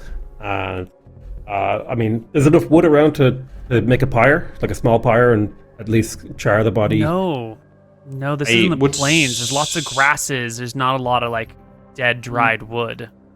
If we stay out here for a long time trying to dig a grave with our limited equipment here, we'd be putting ourselves at great risk. Why don't we take the man's wedding ring? If he has any other forms of identification, we can take that too. And when we get to Roselook, we can inform the guards that a man has been killed on the road by goblins and his corpse lies there. Let them deal with it. That's their job. It's not ours. That's true. We don't have the equipment or the time to deal with this. That's fair. I think we should at least lay him down in a respectful pose and say a small prayer for him. That I can concede to. Let's do that. Growl I'll, turns into I'll an keep orc. watch. You get to it. Oh, what is Orc Crowd doing? He recovers 1 HP. That's the only number I can recover. And he's gonna say, I don't think we should bury them. We should leave them for my bear friends in the forest, right? If I was walking around here as a bear and I saw these yummy little corpses, I would be so happy. It would be a shame if someone were to bury them and hide them away like that. Your bear friends wouldn't be out here. It's the plains. You know, Well, it's different so- reasoning, but it checks out. Let's get back on the road. This place is, we've got no visibility here. There's clearly goblins around. Who's to say they won't come back for their own dead eventually? Yeah, Renatus will very quickly. If the body is too stiff, he will try to lay it out just flat, cross the arms, and he will put a silver coin over each eye and say a prayer to Martha? for Martha or Vara? Varasi. Or- Rossi, goddess of death. Verasi, Valumbra. I'll say a prayer to Goddess of Varasi. Say, basically say the prayer to the unknown soldier, which is what you would give to a fallen soldier in battle whose name you didn't know. So you basically say this was a warrior who died valiantly. See him off into the next world, and we'll be on our way. Growl is watching you very carefully when you do this prayer. I think this is maybe the first time he's seen someone do this. And as we leave, he's going to ask you about what that was about. Renatus will explain, or when a soldier dies in battle, if you don't know who they are, it's good to show respect to their body and see them off into the next world. Men who die with unfinished business on this world and sometimes come back and are perhaps easier to bring back by vile, nefarious forces. And so, Yes, but you weren't just talking to them. You were talking to someone, right? yes, I was talking to the goddess Arachis. She is the goddess of death, and she... Autumn told me about the gods. There's Verossi, there's... I don't remember. There's Belumbra, there's Martha, Mm-hmm. Nadinus. Nadinus, there's a few. Well, I've never... Autumn told me that one of them is inside of me, and that's why I can do magic. That would And- probably be Martha. That's what I feel, yes. But do other people have other gods inside of them? We And all they can have talk to them. we all have the gods inside of us. However, some people have the gods inside them in a different way. You may have met or seen us talk to people in the temples. These are clerics who have a deep, Yes. profound connection to the gods. And some people are born with clerical abilities, and some people they learn them. And the clerics that we were looking for before, Nadinus, by the way, would have been your god. Martha is not nature. yes. Nadinus is Martha's nature. life. Yes, sorry. And when you talk to the gods, do they sometimes talk back? Renatus will give him a kind of... It's the kind of look you give a child who's asked a kind of question that you don't want to answer. You know, when a little kid is just like, you know, where do baby dogs come from? And you're like, oh. When a mommy dog loves it. So this is kind of one of those moments, and Renata says, the gods always answer. It's just... silence is an answer. When I'm a bear, I can't talk. But I feel Nadinus a lot more. But maybe I should try speaking to her sometimes. You think she would answer? If she is... And I'll get a little bit closer to the ground and I'll speak quietly. Because I don't know if this is kind of... I feel like this is something Grau feels is private, and he's asking me specifically. And I'll say to him, if the goddess Nadinus is behind your abilities, she may be happy to hear from you. In fact, I mean, I can't imagine what motivates a god to do anything, but maybe she looks upon you as like a child or a pet or a beloved member of her family. So maybe she is waiting for you to talk to her. Mm-hmm.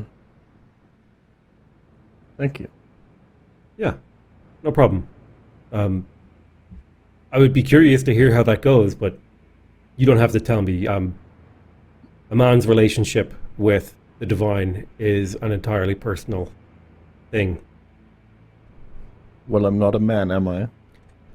You're a person, which is kind of the same thing. Okay. Hey, Grau. Yeah? You mind healing Arachis and Oh. the old man here? Yeah. You're looking a little worse for wear. I don't know if I can, but I will try. The spell casting is still New. weird. Mm-hmm. He'll just walk over, he'll put his hand on and just kind of hope that it works. Mm-hmm. And D8, right? D8. Yep. Yep. You got to make some prayers. That happens.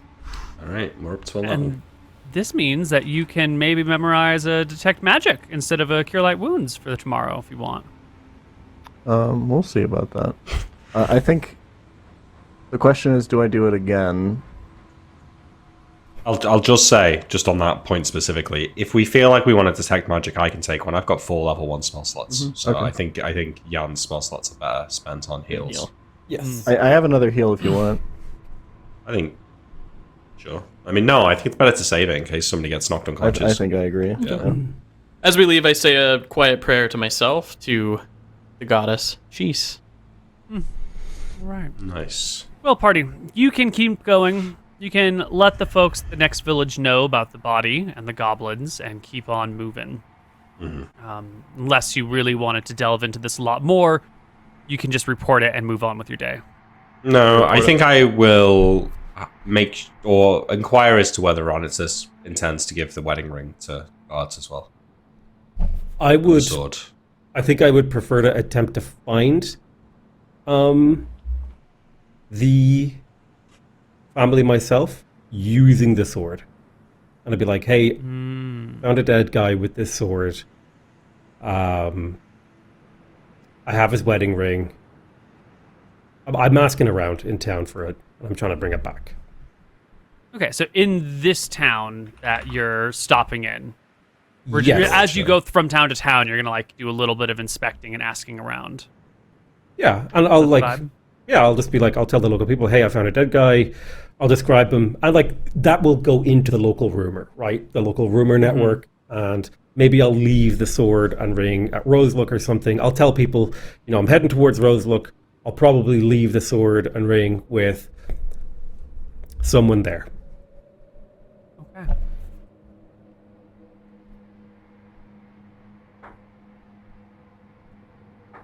Yeah, as you go through these towns, no one seems to know, but you let everyone know that you're going to leave the sword and ring with the local authorities in Roseluck. And the day before you're going to get to Roseluck, when you're still in the plains, because, you got to walk through the woods a little bit, when you're right around here-ish, right at the edge of the forest on one side of the road, grasslands on the other, and you're stopping at one of these villages, and you're doing the same old thing. You're like, hey, I've got this sword, I've got this ring, recognize it, found a body, blah, blah, Goblins. blah. No, okay. I'm going to leave it at Roseluck. The town guard that you're talking to gives you like a, ooh, you sure about that?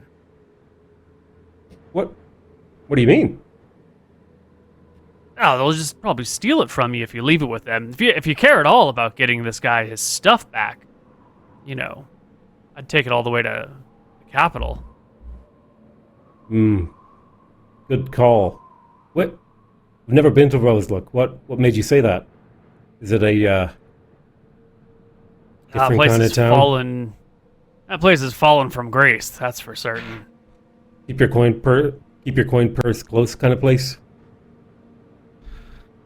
Mind you, don't step on a goblin sort of place. Mind you don't It's, step on a goblin. What are you? There's no people The there. population's in decline. The local lords outsourced all of the policing duties to a squad of hobgoblins and dogs. Oh, wow. Last time I went through Roseluck, there were just goblins drinking at the bar. Jesus. Oof. Used Is to be there- a real city, sorry. with real stuff. But oof. Is there a shop here selling weapons? Yeah. There's a Can I little get- armory shop here. Yeah, okay. I go in there. I start looking around. Clearly a wizard. Clearly not in the business of buying weapons. I've got a very fine dagger. Would you like to buy a dagger, sir? It's got a straight No, edge with a little bit no, of a blood no. group. What about I'm looking for a weapon for a companion of mine. I'm looking for something intimidating. Perhaps an axe. Well, if you want intimidating, you can't get any more intimidating than the sawtooth sword. Now, in combat, it's not necessarily the most effective weapon, but when you draw a blade and it's got like jagged notches walking through it, that is sure to frighten your enemies. That's a brown pants sort of day if you're facing a sword like that. I suppose a sword like that's not much for a fight. You'd be probably trying to get rid of it relatively cheaply. No, these things take quite a bit of effort to make. They're very intimidating, and they're not impossible in a fight or impractical. They're a little heavy, they're a little bulky, they're a little slow, but they'll still kill you. You got a battle axe behind there somewhere? Of course, absolutely. How much for a battle axe?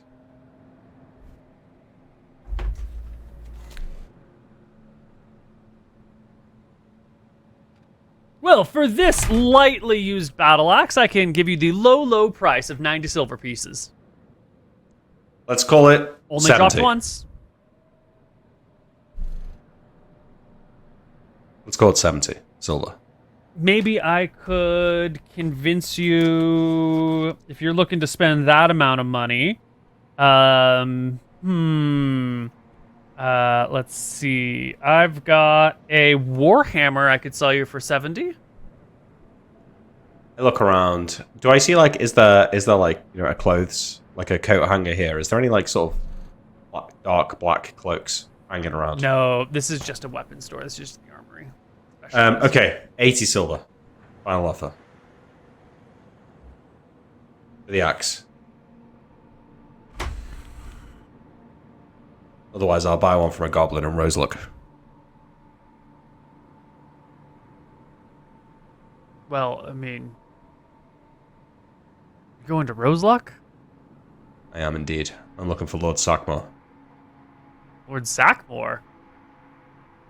I guess that makes sense. Wait, Um, he's there, right? Or yeah. she's there? Yeah. He's the Lord of Roseluck. Has been for Is his keep some in time town? Mm-hmm. Okay, good. Yep. Yeah, okay, so 80 silver for the axe. Let's call it 85. Alright, fine. I give him Oh my god, 8 you're a gold pussy. and 5 silver. Excellent. I also He want will to go give and you a battle buy axe. like a dark cloak from like a market stall or something like that. Sure. Where are you buying this? 5 silver for a dark cloak. Yeah, you'll see. How much a battle axe weigh?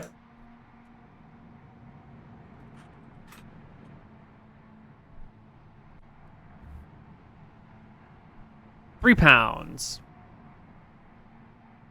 A dark cloak. Medium Cool. size, D8 damage, speed 4. Yeah, hopefully it's not going to be doing any fighting. Alright. That's fine. We can carry on. I buy Alright. these things. I keep them. All right. Excellent. Well, party, you can make your way through the woods to Roseluck. And while you had seen a whole bunch of people traveling on the road between here and Papari thus far, as you walk through the forest to Roseluck, maybe it's the rumors you've heard, maybe the DM's fucking with you, maybe it's just the tension in the air, but you get the distinct impression that there's a lot fewer people traveling this section of road. Like, you know, you've been crossing and passing wagons and horseback riders and groups of people, walking staffs having friendly conversations, but as you're going through these woods, you get this, like, they're not haunted woods, but you do get, like, a very empty feeling to these lands. As we're that day when we're walking through the woods, I need to have a conversation with Grau. Okay. So Grau, when we get to Roseluck, Yes. as I understand it, this place it's strange. You know, it's going to be violent. It's going to be orcs and goblins, monster races in there. We need to go and have a conversation with the lord of this town, Lord Sackmore. Yes. I need him to respect me. Lord is like, he's like the big, He's like the boss, yeah. yes. I need him to think that I'm not an easy target. So I'm asking you that you don't have to do this, but when we go and see this guy, do you think you could shapeshift into an orc, carry Yes. an axe, wear a dark cloak, look mean, stay quiet, act as my Like- bodyguard, so to speak? Just make them know that I've got some muscle behind me. Like sometimes when you encounter other bear in the forest, you see that he's pretty big and pretty scary, but you can kind of stand up and you can kind of growl and you can kind of lift yourself up to make yourself look bigger than you actually There are. you go. That's what I'm thinking. Yes. You don't need to talk. Just look mean. Don't say anything. We won't lie to this guy. I think you just being there is gonna make him more likely to listen to me. Uh-huh. Okay.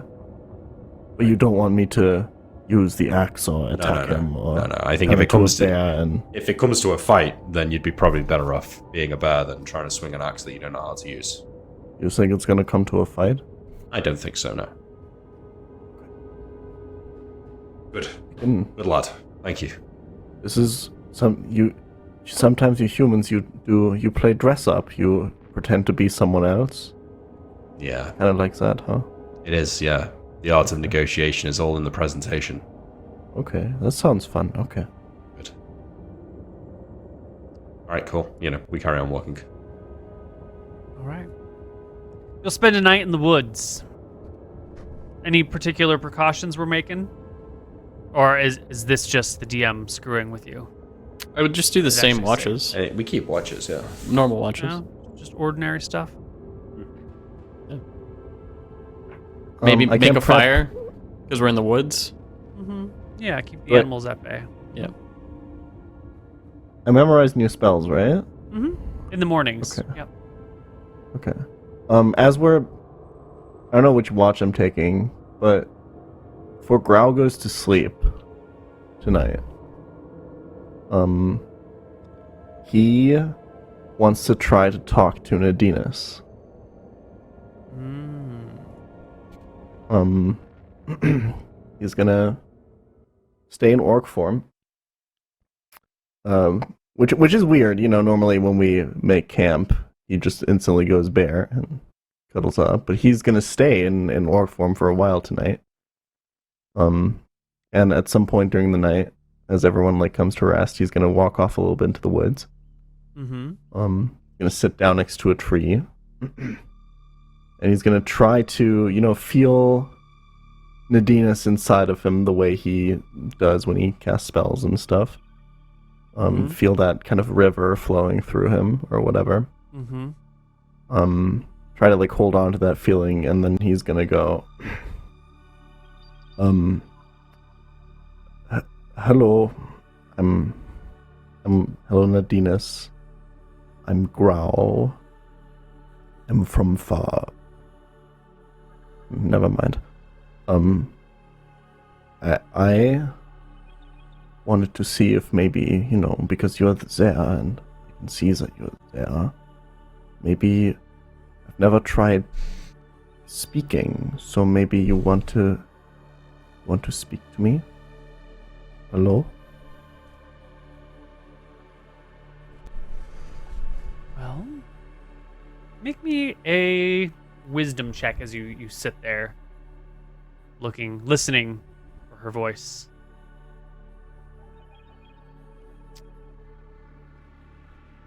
Well, you definitely, you can feel the grass beneath your butt. You can hear the distant sounds of birds cooing down as they settle in for the night. You can hear the sounds of squirrels scratching on the trees as they scamper up and down. There's a little mouse burrowing nearby you. You can smell the rotting of snake that's probably been captured up in the trees by one of these creatures, but you don't hear anything from Nadinus. There's no signs, there's no signals, there's no voice that calls to you. It's just a very quiet time.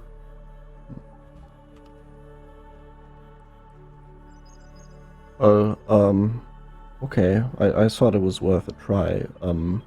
Maybe we can talk another time. Maybe I'm sure you're busy. But I hope that someday we can maybe have a talk. And he's gonna plop into bear form and return to camp. Okay. Well, the night passes without incident. In the woods, there's always strange sounds at night. Sometimes you wake up to a horrific cry coming from the woods. But it's probably just the mating cry of a deer or something.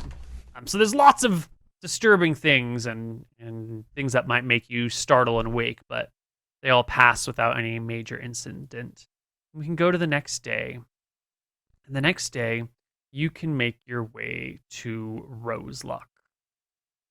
And, it's a town.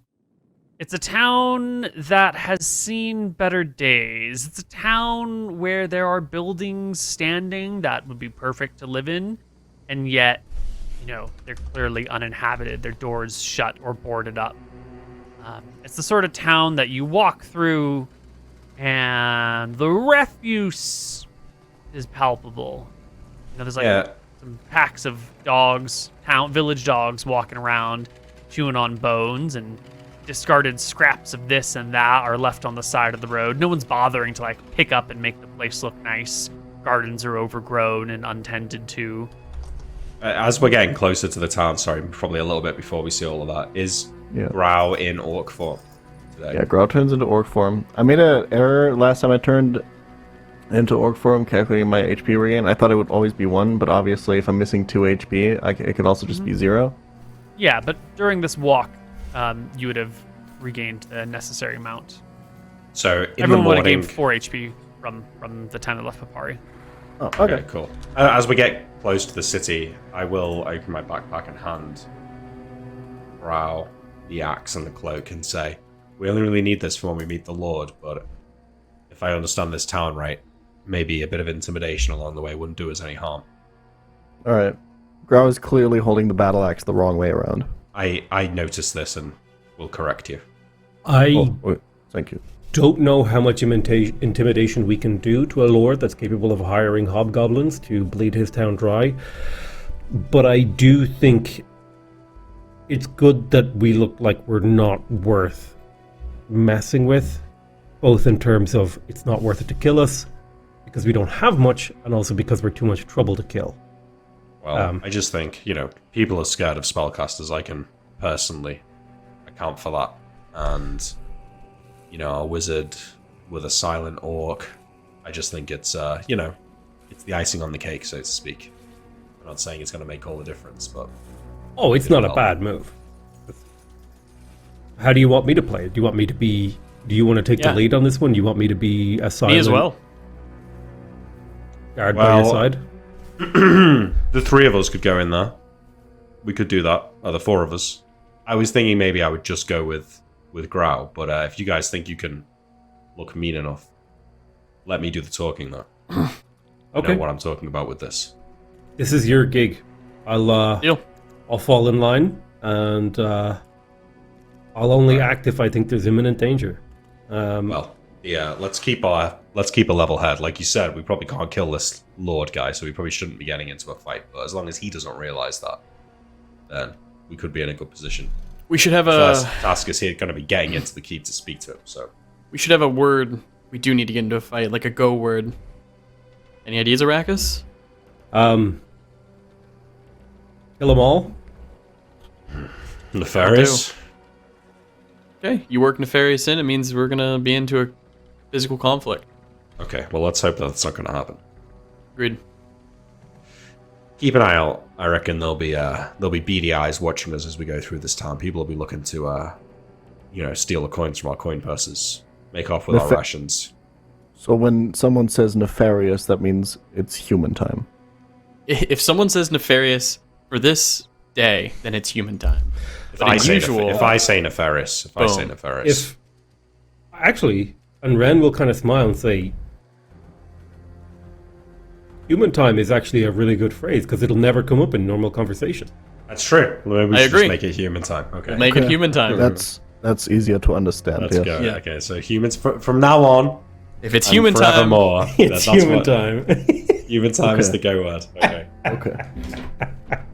Okay, so I want to make sure that I am walking through this town with an air of confidence and nonchalance about me. Like, if there is a gang of, goblins hanging around in the street and we have to walk past them, I'm gonna, go out of my way to not be intimidated by them. Excellent. Excellent. As part of the guards protecting our wizard, I am going to be... I'm going to have a hand on my sword at all times. Not drawn, just, resting it casually as I'm walking through the street.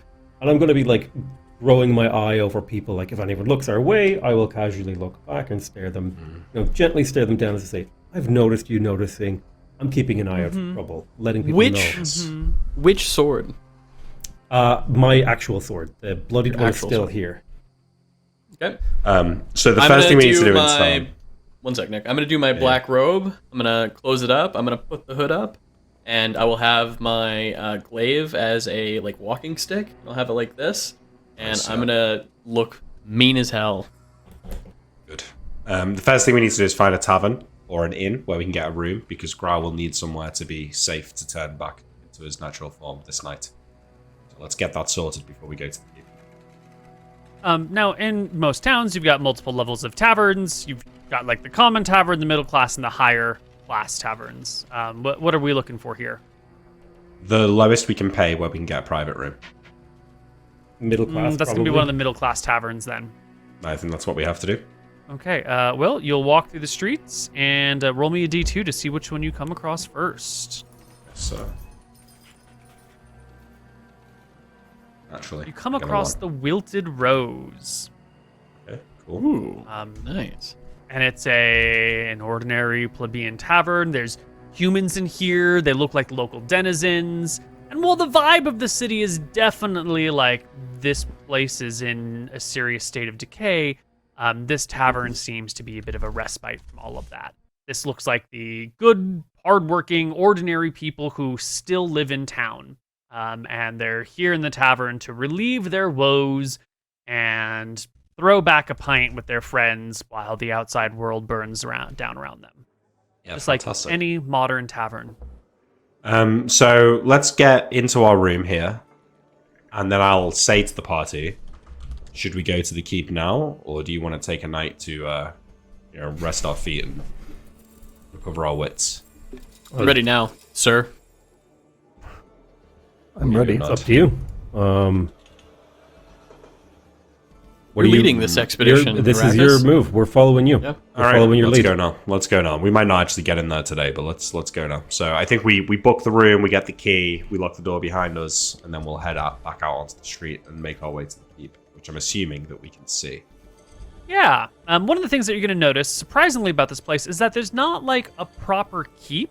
There's not like a central authorities fortress. But if you ask around, you will find what is more like a fortified house. This is unusual. Normally, you would have at the center of these places some sort of like rallying point. But in this place, no such luck. But there is a fortified house which can sort of double as that. You've got like a bit of a wall. Not a bit of a wall. There's no wall with a courtyard. There's just like, this is the house, and it's made out of like nice stone, and you can see it's recently been reworked. All of the grout is clearly filled in, which would make it hard to climb. There's obvious signs of fresh repairs, where the stone here doesn't quite match the stone there, and there's bars placed across windows, and there's arrow loops, and you can see standing out front are some infantry in heavy armor, like chainmail with shields and spears. There's some archers up on the top. It's like a 4-story building. It's roughly square, a little bit longer than it is wide. And it's got the Sackmore family flag flying above it, which is an eyeball over a field of green with a red border. I'm sorry, an eyeball over a field of red with a green border with family words inscribed around the sides. Family words are? The family Suck words. up or fuck off. Those are much better words. Strength, courage. I figured this out earlier. Strength, courage, awareness, and what was the fourth word? Strength, courage, awareness, and patience. Okay, so this place is quite heavily defended. I'm assuming that as we walk up to it, we are obviously walking up to it as a big group. It's not like in the middle of the street, there's like space cleared around it. So, Right, yeah, as you approach it, you're definitely going to be spotted by the guards who are going to see you coming. They are human guards, but you'll notice these human guards are in the middle of talking to these scaled lizard folk looking creatures. They're not like classic swampy lizard folk. These are draconians. These are, you're aware of these creatures living Never in seen this these. kingdom. Everyone except for Grau is aware of these creatures. These are monstrous, evil. I don't monsters. I suppose is the only word you can describe for them. That are the byproduct of like dark magics that have corrupted good dragon eggs. This one in particular right here is a brass. It's known as a baz. It is the offspring or the product of bronze dragons or bronze dragon eggs that have been corrupted, and then it spawns, dozens or hundreds of these little lizard-like creatures. They have wings. So we're gonna. They have I'm gonna tails. Do they have a specific smell? You are. This is new to you. This is Okay, new to I'm you. also Yeah. I'm also an orc form, so I'm not super perceptive to it. But Right. You'd have to get up real close next to it to get to know whether or not it has a specific smell. okay, I'm gonna throw So- out a guess here of when those fuckers had the dragon slaying weapons. They were probably slaying the dragons and then taking the eggs and corrupting do shit with them them. to make these fuckers. Yeah. That's my I, guess. I turn around to my group of bodyguards and I sort of give them a hand as if to say, just like hold back for a second while I approach the guards, so it doesn't seem like we're about to start a fight here. I go up to the guards. I say, Do you interrupt their conversation with the Draconians, or do you wait for them to finish? no, I wait for them to finish, and actually, I try and find. I want to cast a cantrip spell. I should have mentioned this a little bit earlier. I would like to do it out of sight of these people if I can. So, I just want to cast cantrip, and just make my eyes glow green. Okay, done. That'll last 3 hours. Okay. I go up to the guards. I don't wait for them to finish their conversation. Okay. Gentlemen, could I have a word for a moment? You said you don't finish. Wait for them to finish. No.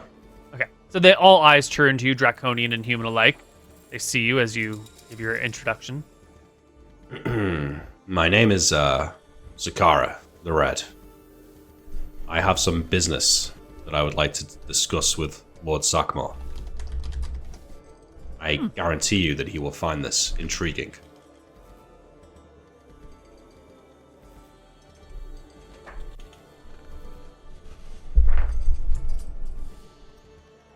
The guards and Draconians look you over. Draconians begin to get like a pretty excited looking little smile on their face. The human guards say, I don't think you're expected. That's correct, I am not. Hand over your component pouches and your weapons, and I'll see that you are seen immediately. My guards? You won't need them, will you? I shouldn't think so. Can I leave my things with them? Their face is sour. I don't see why not. I go back to the party and say, seems they only want me going in there. You, mind my components. I will... Absolutely. I hand over the bags, Neil, but I will clutch a handful of sand, which I will keep in a pocket of my robe. I will lean in quietly and suggest that you bring Grau, because in a bad situation, I'll whisper this very, very, very, very quietly. He could turn into a bear, you jump on him, and you guys run the fuck out of there. Right? He's the only one who can fight without a weapon. Yeah, no, I That's think that's a true. good idea. You bring him without a weapon. Okay. I give the components to Renatus and Garp, and then I give Grau a nod with my head, and we walk back up to the guards. And I say, you can search me for my components. I've left them with my guards back there. I'm afraid my friend here, Orok, is quite possessive of me and would prefer to accompany me. I have a very sharp axe. They'll search you for your components. Yeah, that's fine. We're just gonna. Do they find some bits of sand in my pocket? That's what we're about to find out. He's just got a sandy fucking pocket. What's he supposed to do, man? Pocket sand. Best defense. Yeah. Yeah, with a 19, they're gonna find it. But they Natural find it. Are they 19, smart enough modified to know what the 26. fuck it is? Yeah, what do they find? Sand? They find some sand. Yeah, but if you are searching a known spellcaster, sand is like a clear component to a sleep spell. Like, if you're good at your job and you know stuff about magic, and you're working for a person who's like investigating former wizards, searching people for components, yeah, that's not entirely unreasonable. Okay, I let them. I empty out the pocket and let the sand fall all the way. Apologies. Okay. Bit Yeah, of they pocket don't seem sand. to mind that you had your pocket sand. They don't give you any shit for it once you dump it out. And they let you right on in to the building. And one of the guards assuming- will... I'm assuming Grau is told to leave his axe with them as well, or No, You left the let axe with carry your us. axe. Really? Okay, there you go. Perfect. You left it with them. Lovely. Yeah, Okay. that's the best. The orc walks in with the mage. They bring you to a waiting hall, not a cozy room with chairs and refreshments, but just like they post you outside in a hallway and tell you that someone will be by shortly to see you. Ren, And the two of you have just a moment here alone. Renata, should I go pick up his sand? He's gonna need that. I think I like squint over at the sand. Like, is it like a distinct pile, or has it just been scattered? It's just sand on No. the ground scattered. You can pick it up if you wanted. I will turn to August and say, maybe if you were a neophyte who I wanted to prank, I would make you pick up the sand grain by grain. But I think you've advanced beyond that. It's just sand. I give a nod. I look around. Are there any horses, Neil? He's obsessed. Yes. Okay, good. Thank you. That's all I want to know. You can go on next. I just want to know if there were horses. What are you going to do to those Well, horses? Grau and Arachis, Yep. you're inside. You've got a moment to yourself, maybe a few moments. Who knows how many moments, but is there anything you wanted to say or do while you're presumably unwatched and uncovered inside? Think so. Is there any drinks here? No, you're standing in a hallway. Is there chairs? No. Are all the other doors closed? Yes. What I'm trying to find is something I can do to convey, like, I'm not intimidated. So I was thinking, like, I'll pour myself a drink, or I'll take a seat in a chair, or maybe I'll start picking up something that's on a shelf and inspecting it then. Yeah. There is, what do we call them? There's some framed pictures hung in the hallway, and there are some like tapestries, like nice bolts of cloth that come down with the family emblem and motto and everything on them. And so you can casually be inspecting the artwork upon the walls. Yeah, fine. Remind me what's the family's words again. Strength, courage, patience. Strength, courage, patience, and was it awareness or I perception? think you said awareness, yeah. Awareness, yeah. Okay. what is the fake name you gave Grau? Orok. Or rock. All right. Well, you wait. We wait. And before too long passes, a door a little bit down the hallway will open, and stepping out will be one of these draconian suckers, but it's a different type of draconian looking sucker. This one has like bronze scales to it, and it also seems to be a cleric of some kind. It has a generalist holy symbol around its neck. It's got okay. wings. It's got these like spikes coming off the sides of its head. It's got nice big claws, and blinks Have a at you. holy It does symbol? like the double generalist. double lizard blinky thing, Sure. and then it'll open. As it its comes over claw to me, I say, finally, I'm a busy man. Time is money and all that. I offer a handshake to this Orok thing. Sorry, lizard thing. It regards your hand, and it'll just sort of extend a claw into the room that it opened the door from without taking your hand, but definitely giving it a once-over look. Is They seem rude and distant and cold. I guess some generalizations are there for a reason. I mutter to myself as the lizard ignores my handshake offer. I give a nod to Auroch to follow me. Auroch will follow you. Do I pass? I don't get close to the You're gonna have to Draconian, get do I? right next to him. I get right next to him? You're gonna have to walk right past him because he's waiting for both of you to walk in the door, and then he'll follow you in. And I'll take a... Just because I want to take the smell up into my repertoire, you know, so I notice it later, I want to take a good whiff. all right, give me a perception check for how good of a whiff you can get as you're walking past him without stopping and being awkward. I'm rolling like shit today. You are. It's about time. After years of excellent rolls, we're going to go to break. And when we come back on the other side, we're going to see what happens in this room where Arachis meets, in theory, Lord Sackmore. Love it. So, Arachis and Growl. What do you know about Lord Sackmore? Do you know his class, his level, his age? He's trustworthy. If he's gonna, what do we know about this guy that you're about to go see? Okay. So I don't know if you can tell me more than I know, but I'll tell you what I can infer from this is that he's not afraid to get his hands dirty. He's not really worried about scruples in terms of like working with monsters. I know that he's interested in Sigur's Shadow Mage. I know that his family have ransacked the town and stolen its wealth. So, you know, he's clearly not like a noble man or a chivalrous man. But beyond that, I don't know too much. But I'm not sure if in my research you could tell me more, Neil. No, I was just gonna leave it up to whatever you had discovered in game yet. So we're sort of walking into this knowing that he's got information, but we haven't done any background on him. We're meeting I don't know that.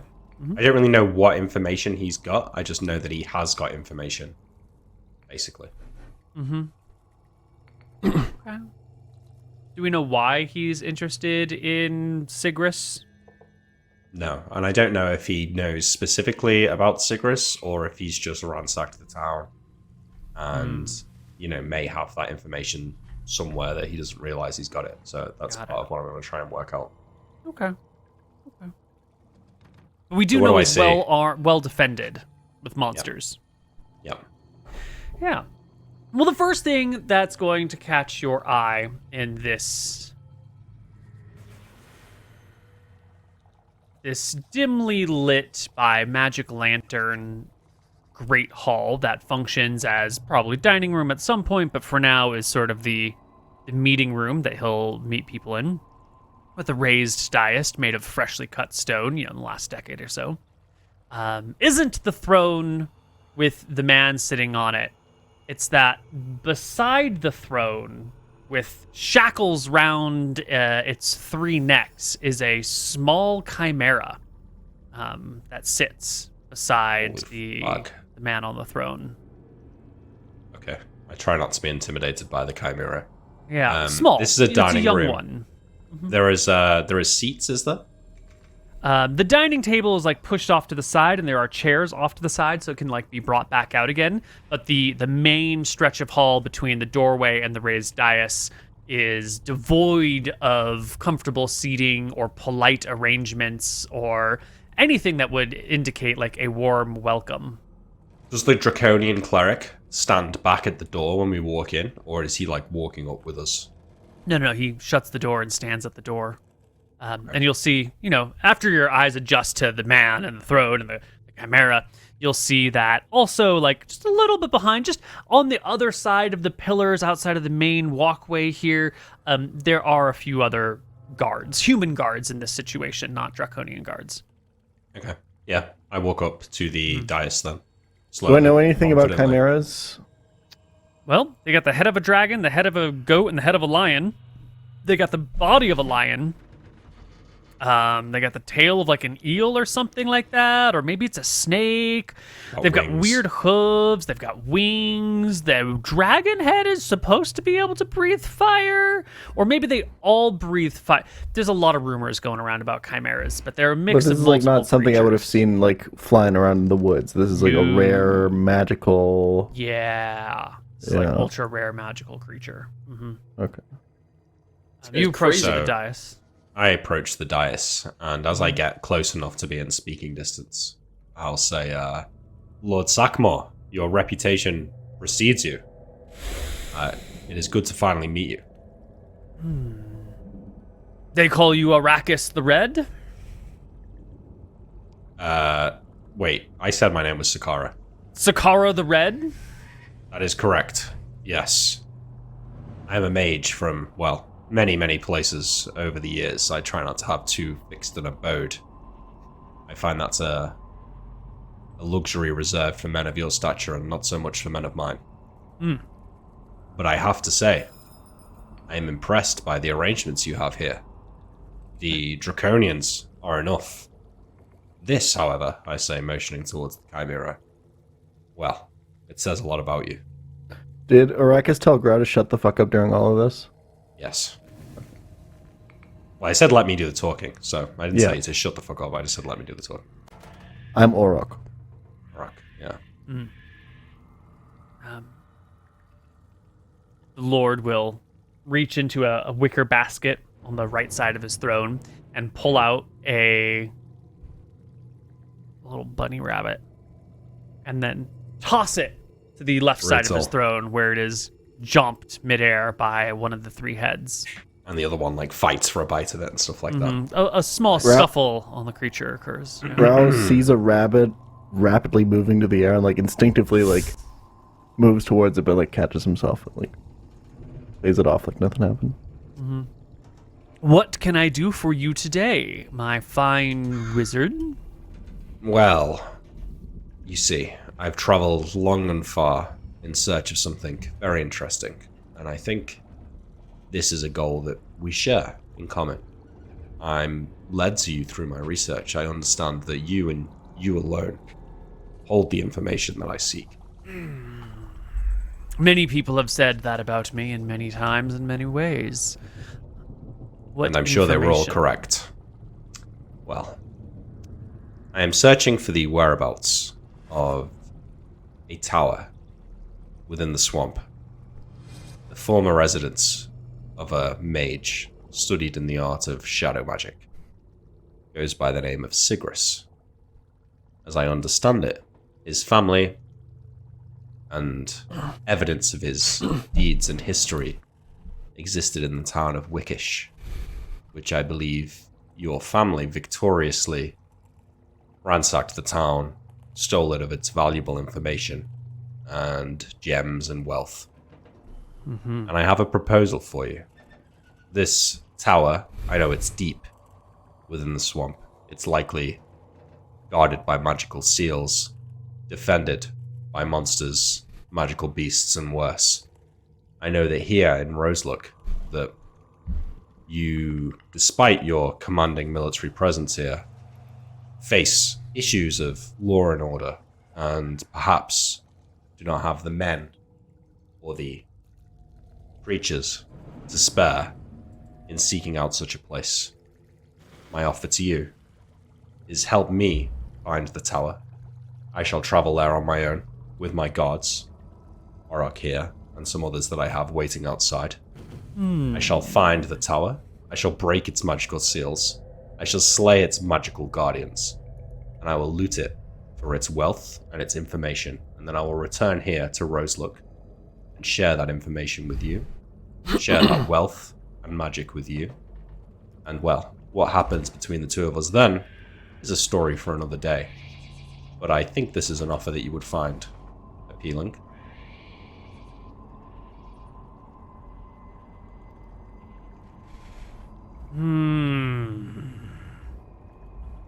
And what makes you think you are capable of overrunning the wards and the monsters and the defenses of such an ancient dwelling? If such a place exists. Well, you see, the thing is, wizards that study the demiplane of shadow, the illusions that circle within that realm, created through the magics of the gods, enhanced by the magics existing within the world all around us, spreading from plane to plane, are rare indeed. There is not many shadow mages across the Empire, and I am one, studied comprehensively in the art of shadow magic, and worked with legendary wizards from across this school over my years of training. If any wizard is well placed enough to get inside the mind of Sigris, to think how Sigris thinks, to crack his codes, break his seals, to defeat his traps and his tricks, then it is I. And what makes you... Why would I trust you to return to me after you've plundered such a place, if such a place were to exist? Look around you. I might be a powerful wizard, but I am no fool. Would I really wish to cross a man such as yourself? You I have no no doubt home. that you could. There's no reason you couldn't take it and flee as fast as your little legs will take you. And perhaps my apologies, Lord Sackmore. Maybe I have misread you, but I don't think you would be someone to give up so easily just because somebody was to run away from you. You clearly have divine magics at your disposal, perhaps even arcane ones. I would imagine that you could find me should you put your mind to it.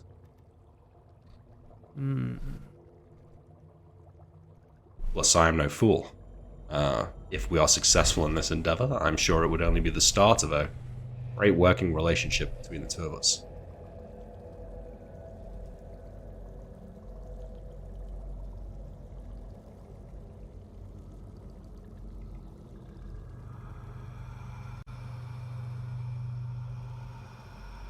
The words you speak are laden with truths.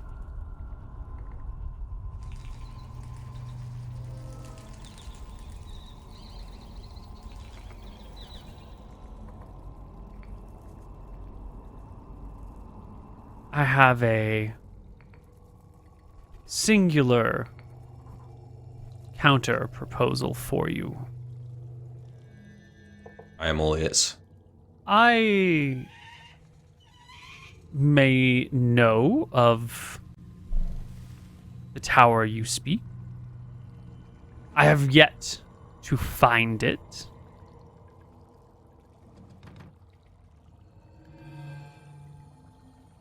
I would be happy to arrange with you as a trial of our newfound bond.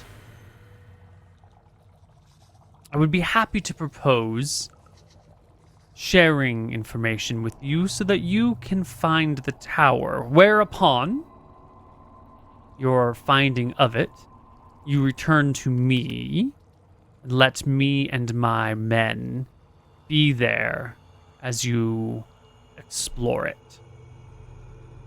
You would travel to the swamp personally? A great man must do great things. I consider this. As long as you and your men leave the glory for me. Once we've As long as you looted the place. leave the materials and findings to me, the glory is Well, all yours. Lord Sackmar, we must share the results of this endeavor.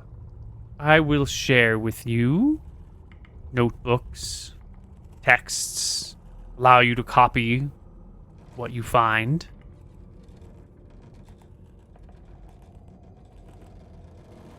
Okay, let me make my own counter-proposal here. Should we successfully find the tower, and my men and I successfully defeat its wards and reveal its secrets, then you will provide us with a place to work and live within Roselook for so long as it takes me to make the copies of the spells that I require, to review the notes in peace, and my expenses looked after for as long as that takes. Providing so. you do not sell or copy your notes for sale to others, we are in agreement.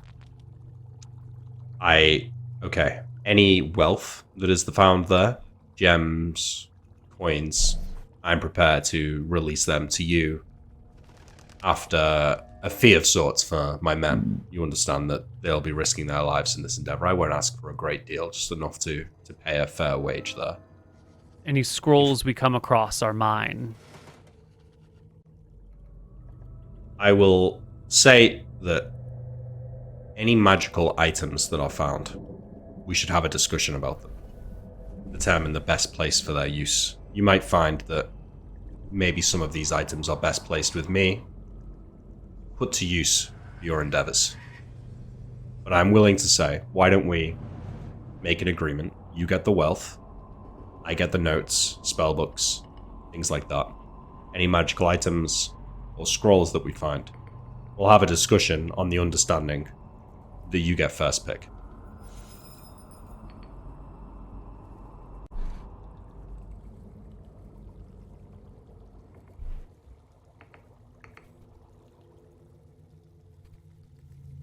If this is to be the start of a long and fruitful relationship, I am to bring you into my confidences, share with you knowledge that has cost the lives of many men to acquire, give you the results of years of efforts. I would require an understanding that all permanent magical items belong to me. Any scrolls found are to be mine, but I will share with you any knowledge and allow you to learn from any spell books, providing it is not then shared with others.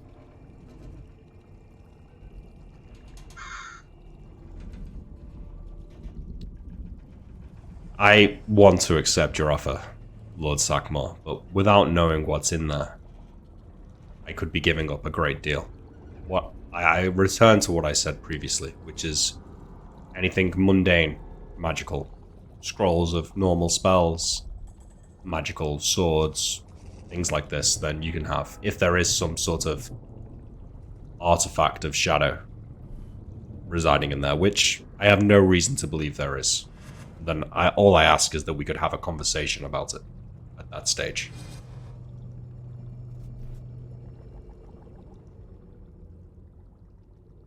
I need you far less than you need me. But yes, these terms are acceptable. We can Very have good. a conversation about what is found. That's all I ask. I take a step onto the dais and reach my hand out. The chimera will lunge against its restraints as you step towards the dais and on it. Wait, I make a wisdom save to not flinch. See What it? did I get? Another 30. Yeah, I Very don't nice. flinch at the chimera. The Lord will get up from his chair, take a few steps towards you, down the dais, shake your hand, and say, "Tell me where you are staying. I will see to it that the materials are arranged." We are at the Wilted Rose. Go then, and wait for me to call upon you. It's been a pleasure to make your acquaintance, Lord Sackmore. I hope this is the beginning of a long and pleasant relationship, profitable to all of us. I turn around and then give Auroch or Grau a smile and a nod as I start to walk out of the room. Yep. The Draconian will open the door for you, and then we'll walk behind you in the hallway to make sure you exit through the front door. But as long as there's no funny business, the party can go outside and meet up with their other fellows in the town of Roselock. Yep, no funny business. I head back outside to my guards, and I say to them, all's well. Let's return to the inn. What did you manage to barter? I'll ask him as we're walking back to the inn. Yeah, once we get out, I say he's going to share the information he's got so far with us, but there is a few catches. We go out, we look for the tower. If we find it, we have to come back to him. He wants to accompany us when we break the seals. Okay. How do you feel about that? Because once we show him where the tower is, he doesn't need us anymore. Well, it won't be so easy to break into the tower to defeat its guardians. If he wants to do that himself, he'd be risking his own life and that of his men. So I suspect that he might still have a use for us at that point. However, if we can find the tower, then we don't need him anymore either. So we'll have to make a decision at that point as to what we want to do, because the deal doesn't end there. Was he Go in. Was he clear powerful, things out. Arachis? So we could just find the tower and not tell him. We could do that. Hold on. If it's a powerful man, we don't want to make an enemy. He is powerful. We He live has near here. He has a pet chimera in there. The guard that showed us into the room was a draconian cleric. I have no doubt that this would be a powerful enemy to make. So if we do take that decision, we should do so cognizant of the risks and weighing things up properly. Something to We think have- about is that we could work with him. He could take the items, and we always know where they are. And if at one point we got stronger and ever wanted to turn on him, we would know exactly what he has. That is Be a true. powerful The- ally. The thing is, we will be the ones in the tower. We will be the ones doing the looting, depending on what we find. If we find anything extraordinary, we can keep it to ourselves, or if it's something untenable to give up, and we are in good shape, we could make a play for his life in the swamp. I think thinking about how this could go wrong for us. I don't think we can really conceal any of the magic items from him. He's likely to have his own spellcasters who will thoroughly search us. We don't exactly have a trusting relationship with this guy. I would agree. This is a powerful man in this area. He has a If we chimera. have to give up, Is what you we said. give up a few minor magical items Chimera to was so cool. gain his trust, and that might be a risk, a price worth paying. Personally, If I don't we have needed much to- desire for a magical sword or a magical dagger. Speak for yourself. Did you at least negotiate us for a share of any loot, like I gold? did. and- I made sure that we would all be paid a fair wage from any wealth that's looted there, and that any fantastic magical items found would be up for discussion. I think what you said earlier, Ren, is very smart. There is no getting out with a dagger up the butt, hidden. We know where this guy is. We will know everything that he has. And if at some point we needed to get it back, we absolutely could. We have time on our side. That's So right. when we get there, let's not make any rash decisions. I say we even work with the man. Who knows what he could bring us in the future? If he's willing to give us this job, he might have others. I agree. A man like that is power hungry, and a wizard like me, to him, he sees opportunity, he sees power. He is playing it off cool, but I know he sees value in this arrangement, and he knows that if he can get me under his thumb, then he's gaining his own, he's boosting his own power significantly, so Is he a he wizard? wants us to believe. I don't think so. I don't know, Neil, did I He was not detect anything? dressed like a wizard. Yeah. I do have some. He had a chimera, guys. I do have some Never seen a chimera before. reservations. I have reservations. I would like to do some proper research on Lord Sackmore. If we're going to be working with him, we should know if other people have tried to work with him on this project before. Has he betrayed them? Is he a man of honor? Is he a man of his word? He You doesn't seem to think- run this town in the way that I'm used to, so I'm curious about that. I agree. Who would, with who that. would we I- ask? Maybe the locals in the tavern? Well, You get back Every- to him. you know, men of his stature have a reputation. And It's true. you mention his name in a tavern, someone spits on the ground, curses him, or raises a drink to him. It's an easy way to get a feel for his I reputation. suspect we might get more honest answers in Falaror to the man's character than here. I think you're right. I agree. Do you But, think? But anyway, let's get a drink. Do you think that he has also burned down forest where the elves are. Do you think he also hates the elves?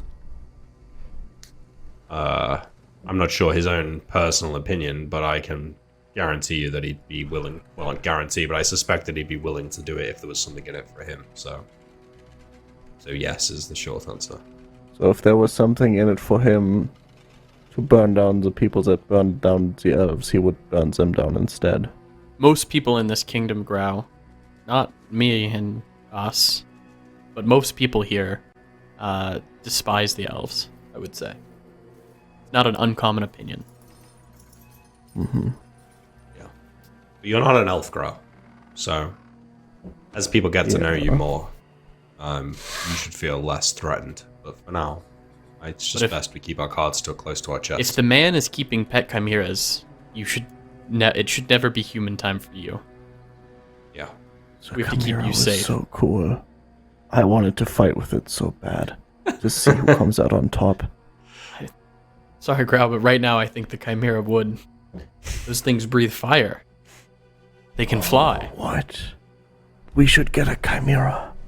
I'll explain to him the magical things I've heard about chimeras, not knowing if any of them are true. Nice. Wow. So, for now, we go back to the inn. We wait a few days. He's going to deliver the information that he has on the tower. And to answer a question that was asked before, he indicated that many men and subjects of his had died in the collection of said information. So, he's clearly not beyond sending a man to his death to benefit himself, so that's something that we should be aware of. But we can get the information, we can review it. I think it would behoove us to travel to Falaror. I have some components I would like to purchase. And whilst we are there, we could do some more research into the man's character. Okay. Okay, cool. We're gonna So I pint. think we head back to the inn, yeah? All right. Back to the inn. The inn stands in contrast to the rest of the town. It is cozy. It is warm. There's a little bit of cheer going on inside. People are having the best time that you can have, given the circumstances of, draconians and goblins walking around in the streets and the population in massive decline and boarded up houses and dilapidated everything and refuse lying all over the place. But in here, it's nice and warm, and you can kind of forget your troubles and have a few drinks with the lads. It's good. It's a good inn. It's a good inn. Good. This sounds Wilted good. Rose. So I think we can spend a few days here if required. I want to speed run. I don't have a gaming proficiency, but I want to bet. I got 3 gold on the line, Neil. How much do I lose? How much do I win? Half my... Well, you're either going to lose it all or you're going to win extra gold. Huge. So give me a charisma check. You're going to be reading other people's faces during all of this jazz. We're going to 25. oppose it by somebody else's charisma check. 1d20 plus 3d6. Well, we're playing card games, so you're going to be playing probably with multiple people. So we're going to do 1, 2, 3. No, you come in 3rd place, and you will lose your 3 gold. Oh, those are Lucky. good rolls they made, though. Lucky. 2 natural Fucking 18s. Wow. Yep. All right, drop your 3. I did. Okay, party. You've got some time. He's going to call upon you when he's ready for information. Yep. Whenever that is. It could be hours, it could be days. Ren, you've been Quiet. quiet. Yes, I have. What's going on with Ren in this town of Roseluck? This town with the sketchy vibes. Does it remind you of back home, or is this completely different than the life that you left? It reminds me of some places I've been before and places I've visited. It doesn't remind me of home. Not particularly getting a home vibe from here. But it feels familiar. Feels like the kind of place where this new Ren might hang out. And mostly what Ren is doing is observing. This is Arachis' sort of mission. This is his quest that he has brought us on. And so Ren is trying to be an advisor and a protector.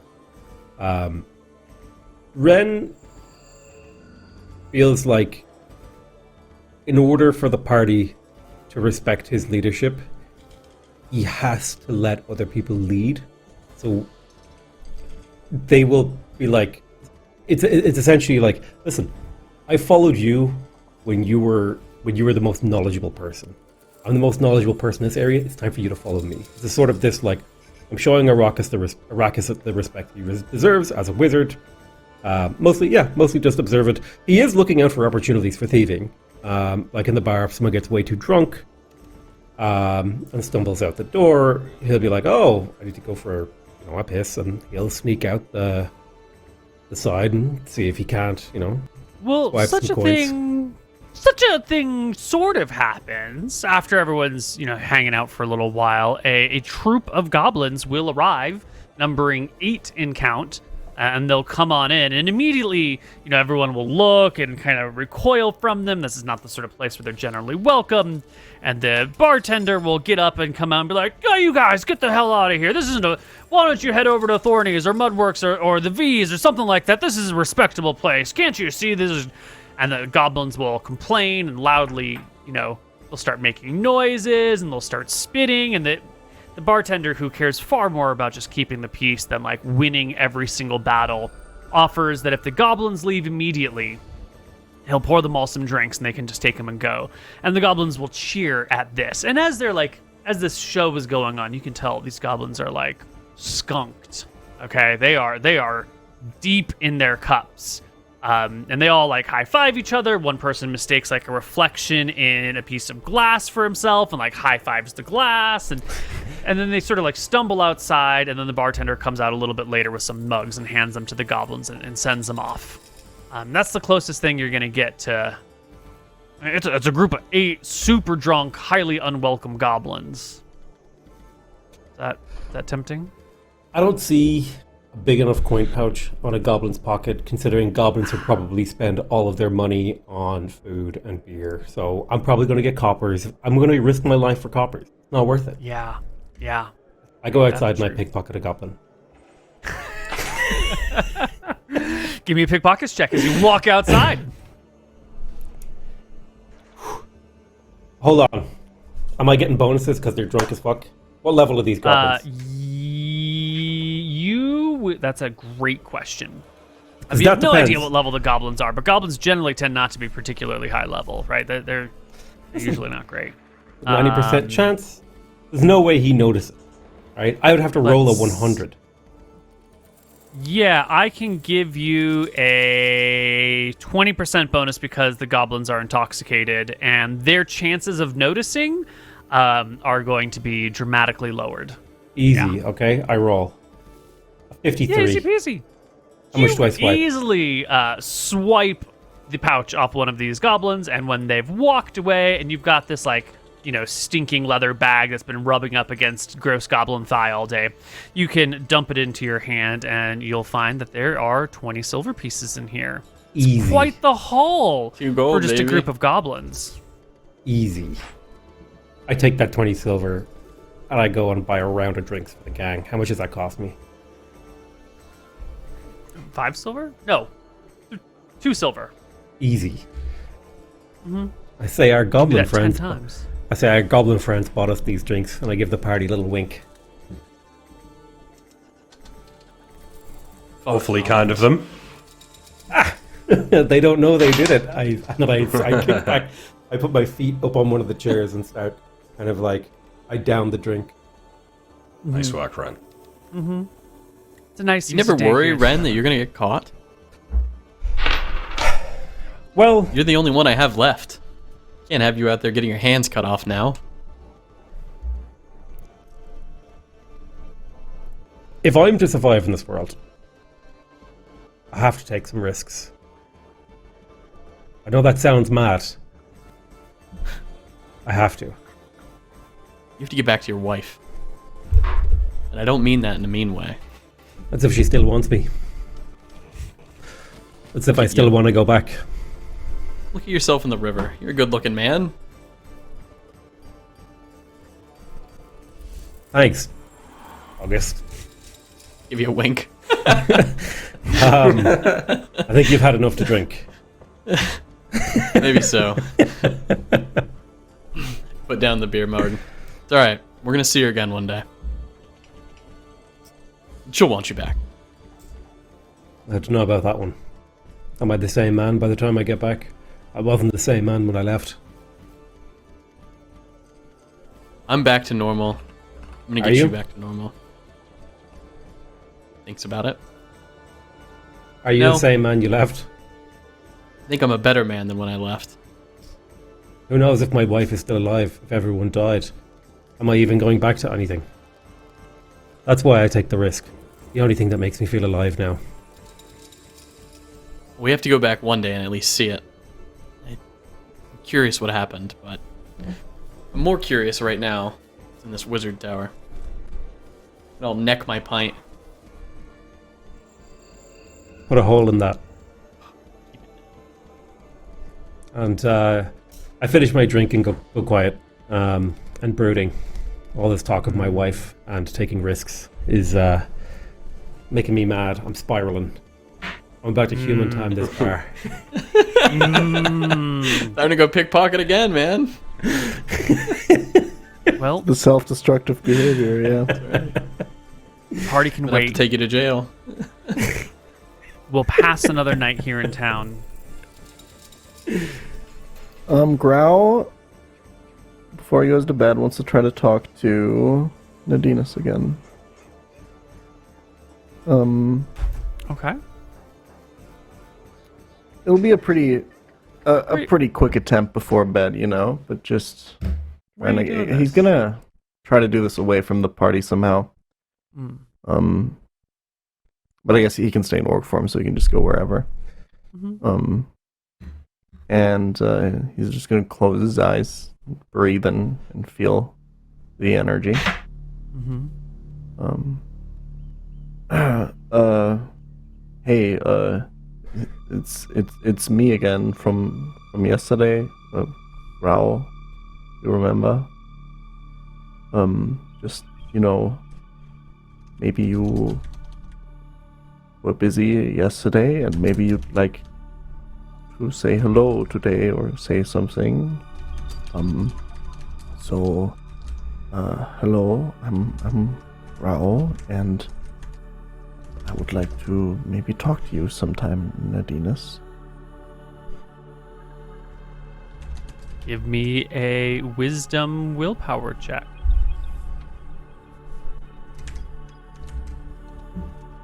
Natural It's a nat 20. Wow. Oh! That's crazy. I think you're seated outside for this because the tavern, you know, people are going to hear you. Your buddies are there. It's kind of a pain in the butt. So you do this, and then your orcish leg feels the creepy crawlies on it, and you look down, and there are a trio of centipedes that have crawled out of the ground and have crawled up your leg and have arranged themselves 1, 2, 3, kind of just going across your leg in 3 lines, but aren't moving or doing anything. They're just standing on your leg in a way that centipedes don't typically do. Mm-hmm. I think this is Oh. Grau's sign that he's being heard at the least. He'll nod. He's never seen centipedes like this before. This is very odd. Okay, I'm glad you're there. Maybe we can have a real talk sometimes. That would be really nice. Yes.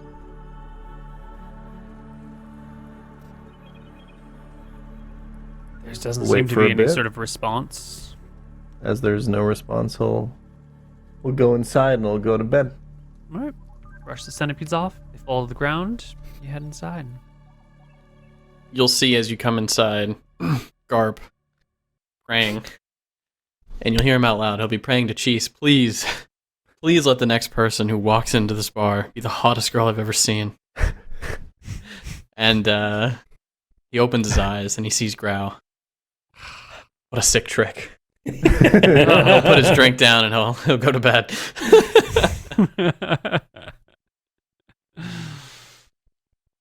All right, the party's going to wait for information, and we're going to take a break. And when we come back, we'll see what sort of information the party's going to get. Hello, everybody, and welcome back to Save or Die. You will wake up the next morning. I think there's a little bit of shopping that needs to be done, right? Yep, I go and I buy chainmail. 80 gold? I pay it. So we're all borrow pitching money? in a little bit for this. Yeah. Yeah, I borrow money from Arachis, I borrow money from my uncle, and I borrow money from the bear. They each give me 25 gold, and then I use 5 of my gold, and I buy chainmail. I now have 15 AC. Excellent. Alrighty. The next day, while you're hanging out in the tavern waiting, you will be met by messengers. This is a human in heavy armor with a shield and a spear. It's got like another dude with him waiting outside, and they'll come on into the tavern and look about for you, find you there, and approach Arachis with a piece of paper. And they will hand the piece of paper over to Arachis. Thank you, France. I open the piece of paper in front of them. Take a little read. The piece of paper tells you that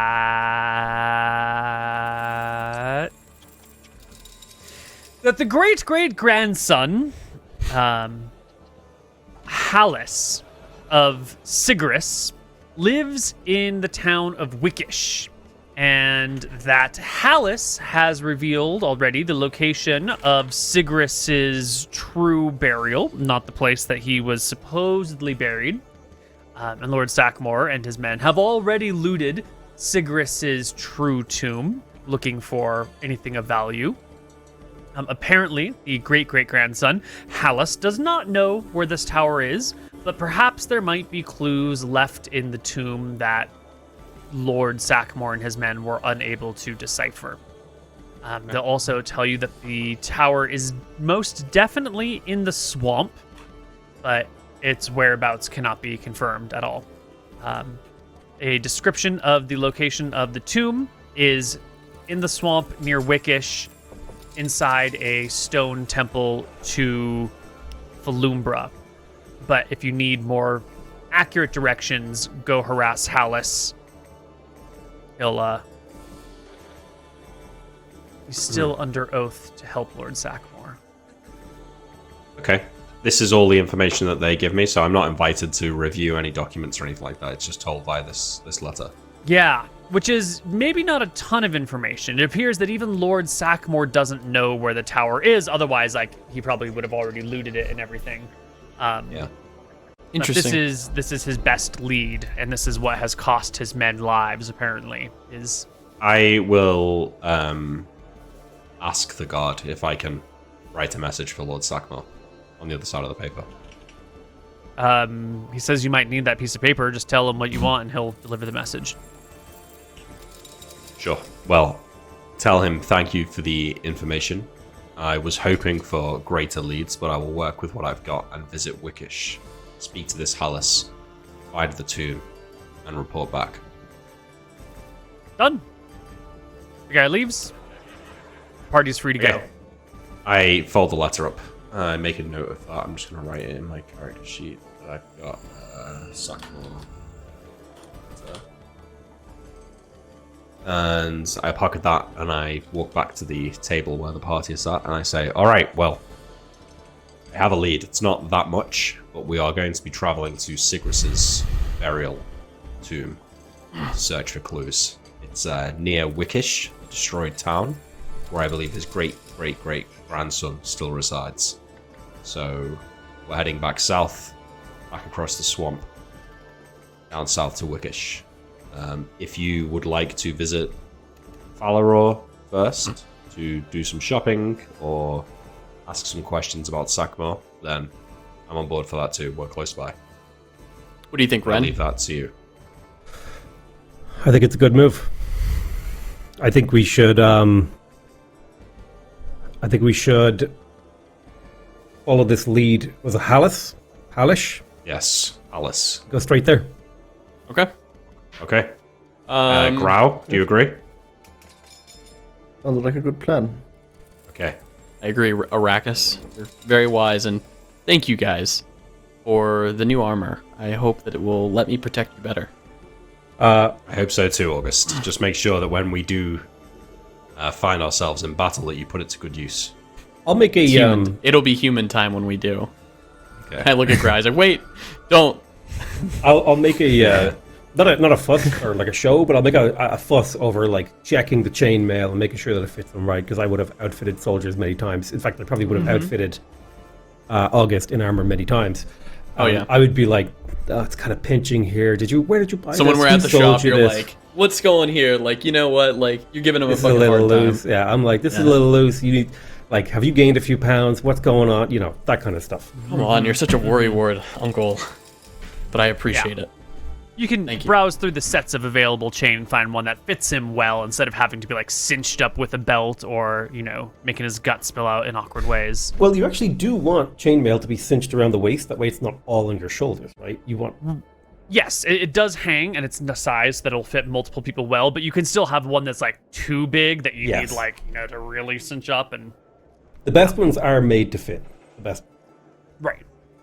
They're not quite like fitted shirt, but they are, you know, the right proportions, the right width. Yeah, like you would make a different suit of chainmail for a 6-foot guy versus like a 5-foot guy, right? Totes. Can I roll a fit check, Koibu? You know, it'll fit. It'll be fine. But how well does it fit, really? Is it a perfect fit? You look good. No. I look good. That causes too many, you know, well, if it doesn't fit right, do we need modifiers? And it just gets into a hellish world of No, this is like a detail. fashion So it's check. fine. It's fine. Oh, yeah, fashion check. Can I get a fashion check? Does he look Totally. good in this chainmail? All right. What do you want? 1d20 plus charisma? This is a charisma and perception check. Charisma to see Maybe if he hotness? looks good, and perception to see if he can tell. that twofold check is right. right, Let's here's do my- a D20 plus your hotness, please. Hotness is Nice. 11. Yeah. 28. Nails it. Ugh. Everyone s- loves a man in a uniform. Nice. You see Garp is exuding more confidence now that he's out of the dirty leather, and he's more into like the stuff that he would actually wear at home when he was training. Yeah. You know, he did have full plate, 'cause he's a fucking prince. But when he was training on the average, he was probably wearing his chainmail. You know, you don't want to get all strapped up. We need to get you. As you, We need to get you a tabard with House Nefarious sigils on it. it's not Much a as bad I- idea. Much as I'd love to do that, I'm a little worried. Whoever killed our entire family might be looking for us. Maybe not now, but someday you'll be able to wear that sigil with pride again. Maybe someday we'll take it back. Do it right this time. Maybe. Right. Let's. I think we probably get that message early in the morning, Neil, so we can probably head back out on the road today. Yeah, if you want to leave today, that's fine. All right. Well, we stock up on like rations and stuff like that we'll need on the journey. Yep. Cool. You stock up on supplies, and then the party will turn around, head back, get back to Pipari, through the You need marsh to checks? Keygate, and then head on all the way south. Don't need checks. Oh, I A will. little fight. I'd like to roll the Do a check. little fight in. I'd like a little fight. Little fight. We just got an upgrade. We got chain. We just got chain. Let's go fight a fool. Let's do it. Let's go fight a fool. My wish list is studded armor. I want to go up to studded, although maybe not for a few levels because it does impose Oh, penalty. sorry. Yeah, it imposes a few penalties to your thief abilities, but I think it's only like... Is it all of them? Let me check. It is most of them. Most of them. Let's see. Player classes, class description. We're like hermit crabs. When I get done with this, I'm just going to pass it on to you. Yeah. If I look at armor adjustments, yeah, like Elven Chain is like a -20 to -5 to all things. If I'm wearing chainmail, Got him. it's -25% pickpocket. Actually, chainmail isn't that bad. Not that bad. Just pickpockets. Just a reminder, I don't know why I remember this. Last week, Koibu, you said something about Pichal needing 17 strength. He does have a 7. I don't remember what the context was, but just going forward, What? We were talking about damage on his melee attacks. Is what we were talking about. maybe. He does have 17 strength. There was 2 17s rolled in character creation. One was given to Nick, then I took it, and then one was given to Pichou. Yeah, well, he's got +1 damage on all his attack rolls for his strength already, so... I just don't remember what it was, but I just remember Okay, we thought he yeah. had 16. Yeah. That was it. Okay. Well, then he should have an additional +1 to hit on all of his attacks as well. Oh, hell yeah. How did we make that oversight? Don't know. I'm just going along with the numbers I'm being told. Yes, as you should. Yes. Yes, young Padawan. Soon you'll know the numbers. You'll argue over them like me. Okay. Our party heads south. We leave Roseluck behind. And we head back on the road, looking to get back to Papari. And it's 2 days into our journey. You pass some villages, you pass some people, you're outside of the forest, you're headed southward. When you can see in the west some dust being kicked up out in those grasslands.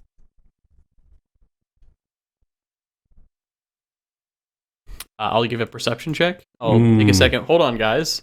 And I will, have my glaive with me. I'm not pointing at anyone, but I'm just, trying to get, a really good view, a picture of what it is, maybe. Yeah. 21. This is not the right track. 21, yeah. It's dust being kicked up out in the plains. It looks like it is the dust trail of a group of horseback riders. Our horses that we ordered. Are they coming towards or away or tangent?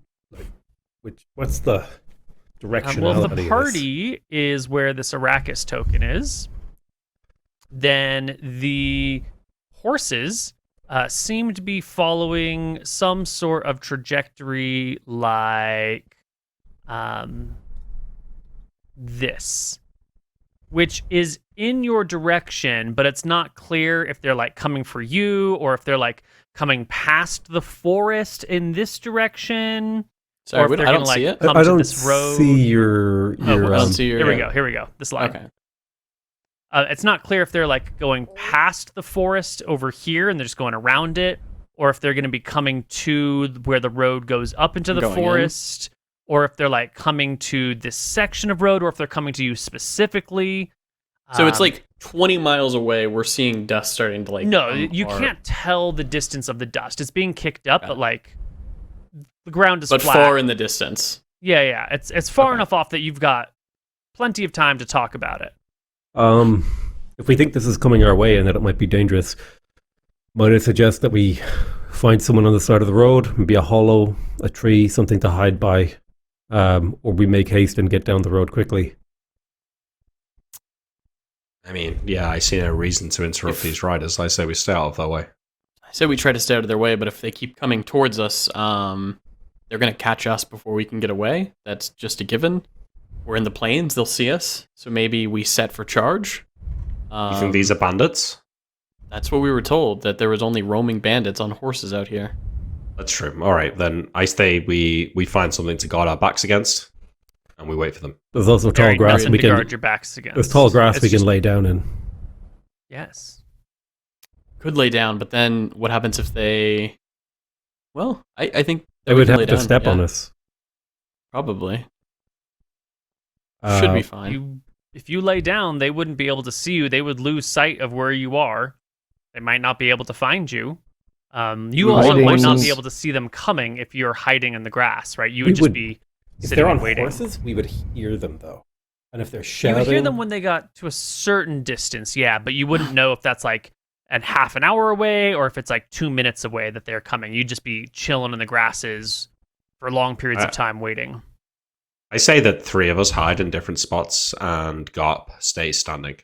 Yeah, I was going to say, actually, maybe we set up an ambush. If they really are bandits, this could be a chance to get some horses. Hiding and waiting for your guys- prey is usually a good strategy. You guys hide. I'll reach into my bag and I'll put on the necklace. I will be like a pinata. oh, you're bait. All right. I have those. I'm the bait. stay safe. I wander off a little bit and get duck down in some grass that's like further away from the Sure. riders. Yeah, I'll do the same. So I'm going to bring all the tokens over here. We've got a road. The riders are on the west side of the road.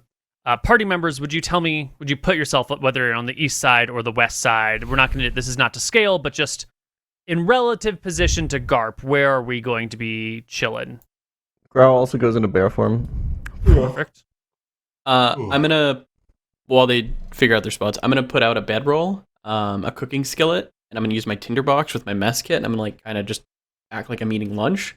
Like I camped here, and like now we're eating lunch. That I'm not just standing there. Okay. But when they do start Where- coming, I will get ready for charge.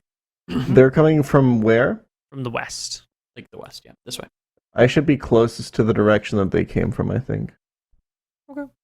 I want to be like here, maybe. I want to make Perfect. this certain that a bear is able to hide in these brushes. If the bear lays down, then you're not going to be able to see the bear until you are pretty near to him. If you're on horseback, maybe a little bit further away, but still, like, they're not going to see it until they're basically on you. There's a way to hide in long grass where you lay down and you wiggle forward and then you bend the grass over yourself, so it basically makes like an arch. And to the outside observer, it just looks like a blot of grass, right? But I'm actually in like an encased like tunnel of grass laying in wait on the west side. I'll of the say, rock. Ren, help Nice. help Growl make sure that he has everything covered on himself, if you would. Yeah, I'll take a minute to like cover Grau in whatever grass, and I'll show him how to like. He wants to make himself long like a pencil so that he crushes as little grass as possible, and then I'll curl the grass back over him so it doesn't look like there's that big of a divot. Like it could be just a big rock, right, in the field. Yeah. Cool. Perfect. So we're going to see Growl to the northwest. We're going to see Arachis to the southeast, and Renatus just due west. Yeah, I'm like not too far off. I'm pretty close. Excellent. Excellent. I'm making lunch for everyone. For how many people does it look like you're cooking? I would be doing one because it would be One. suspicious if there was four. Okay. So you're not actually making lunch for everyone. You're just making lunch No. for yourself. Making lunch for myself. Making lunch for me. Yeah, the leader of the party. Okay. I will, Well, to aid with them, maybe finding me, I will use some of the leaves nearby in my glaive. And I'll put not the leaves, the grasses, because I assume these grasses are going to like just smoke. So that's what I do. I try to make smoke All right. below. Well, I think we're going to end our session here for the day at the precipitation of this encounter. That Nice. is And do the right word, and I 25 don't minutes of think it is. combat? Well, I think Um, it would be way more awesome if we had like a full map for this potential. I'm down to end right here if it means down. we Let's get a just end map. right here. Yeah. Yeah. Agreed. We've had some good stuff this episode, I think. Great episode. Yep. Actually, yeah. I did zone out Also- twice. Only twice. Well, Improvement. Arachis did a lot of Impressive. talking, so we were all kind of, glazed over for a moment. Gee, no need for that from you, Neil. You were talking too. I know. And when you talk, it's actually was the just- most interesting conversation to be had. Thank you. I appreciate it. If you want to hear more post-show banter like this, consider subscribing to the Patreon at patreon.com/saveordie to see the weekly after show that we host right after this, where we talk about everything from whether we're cut or uncut to, how the show went. We're going to talk a little bit about anything really you can think of in your mind. It can be available. What can you in think of these that we might after talk shows. about? That's right. We probably are talking about your mom. And if you want to be in the pre-show banter, which is the highest premium tier of banter, start a YouTube channel and get over 100,000 subscribers, and we might invite you on. True. We will maybe see you next week. I think we have to have a conversation if we're having a game next week. I would assume not because it's our week off, but stay up to date on Twitter and our Discord.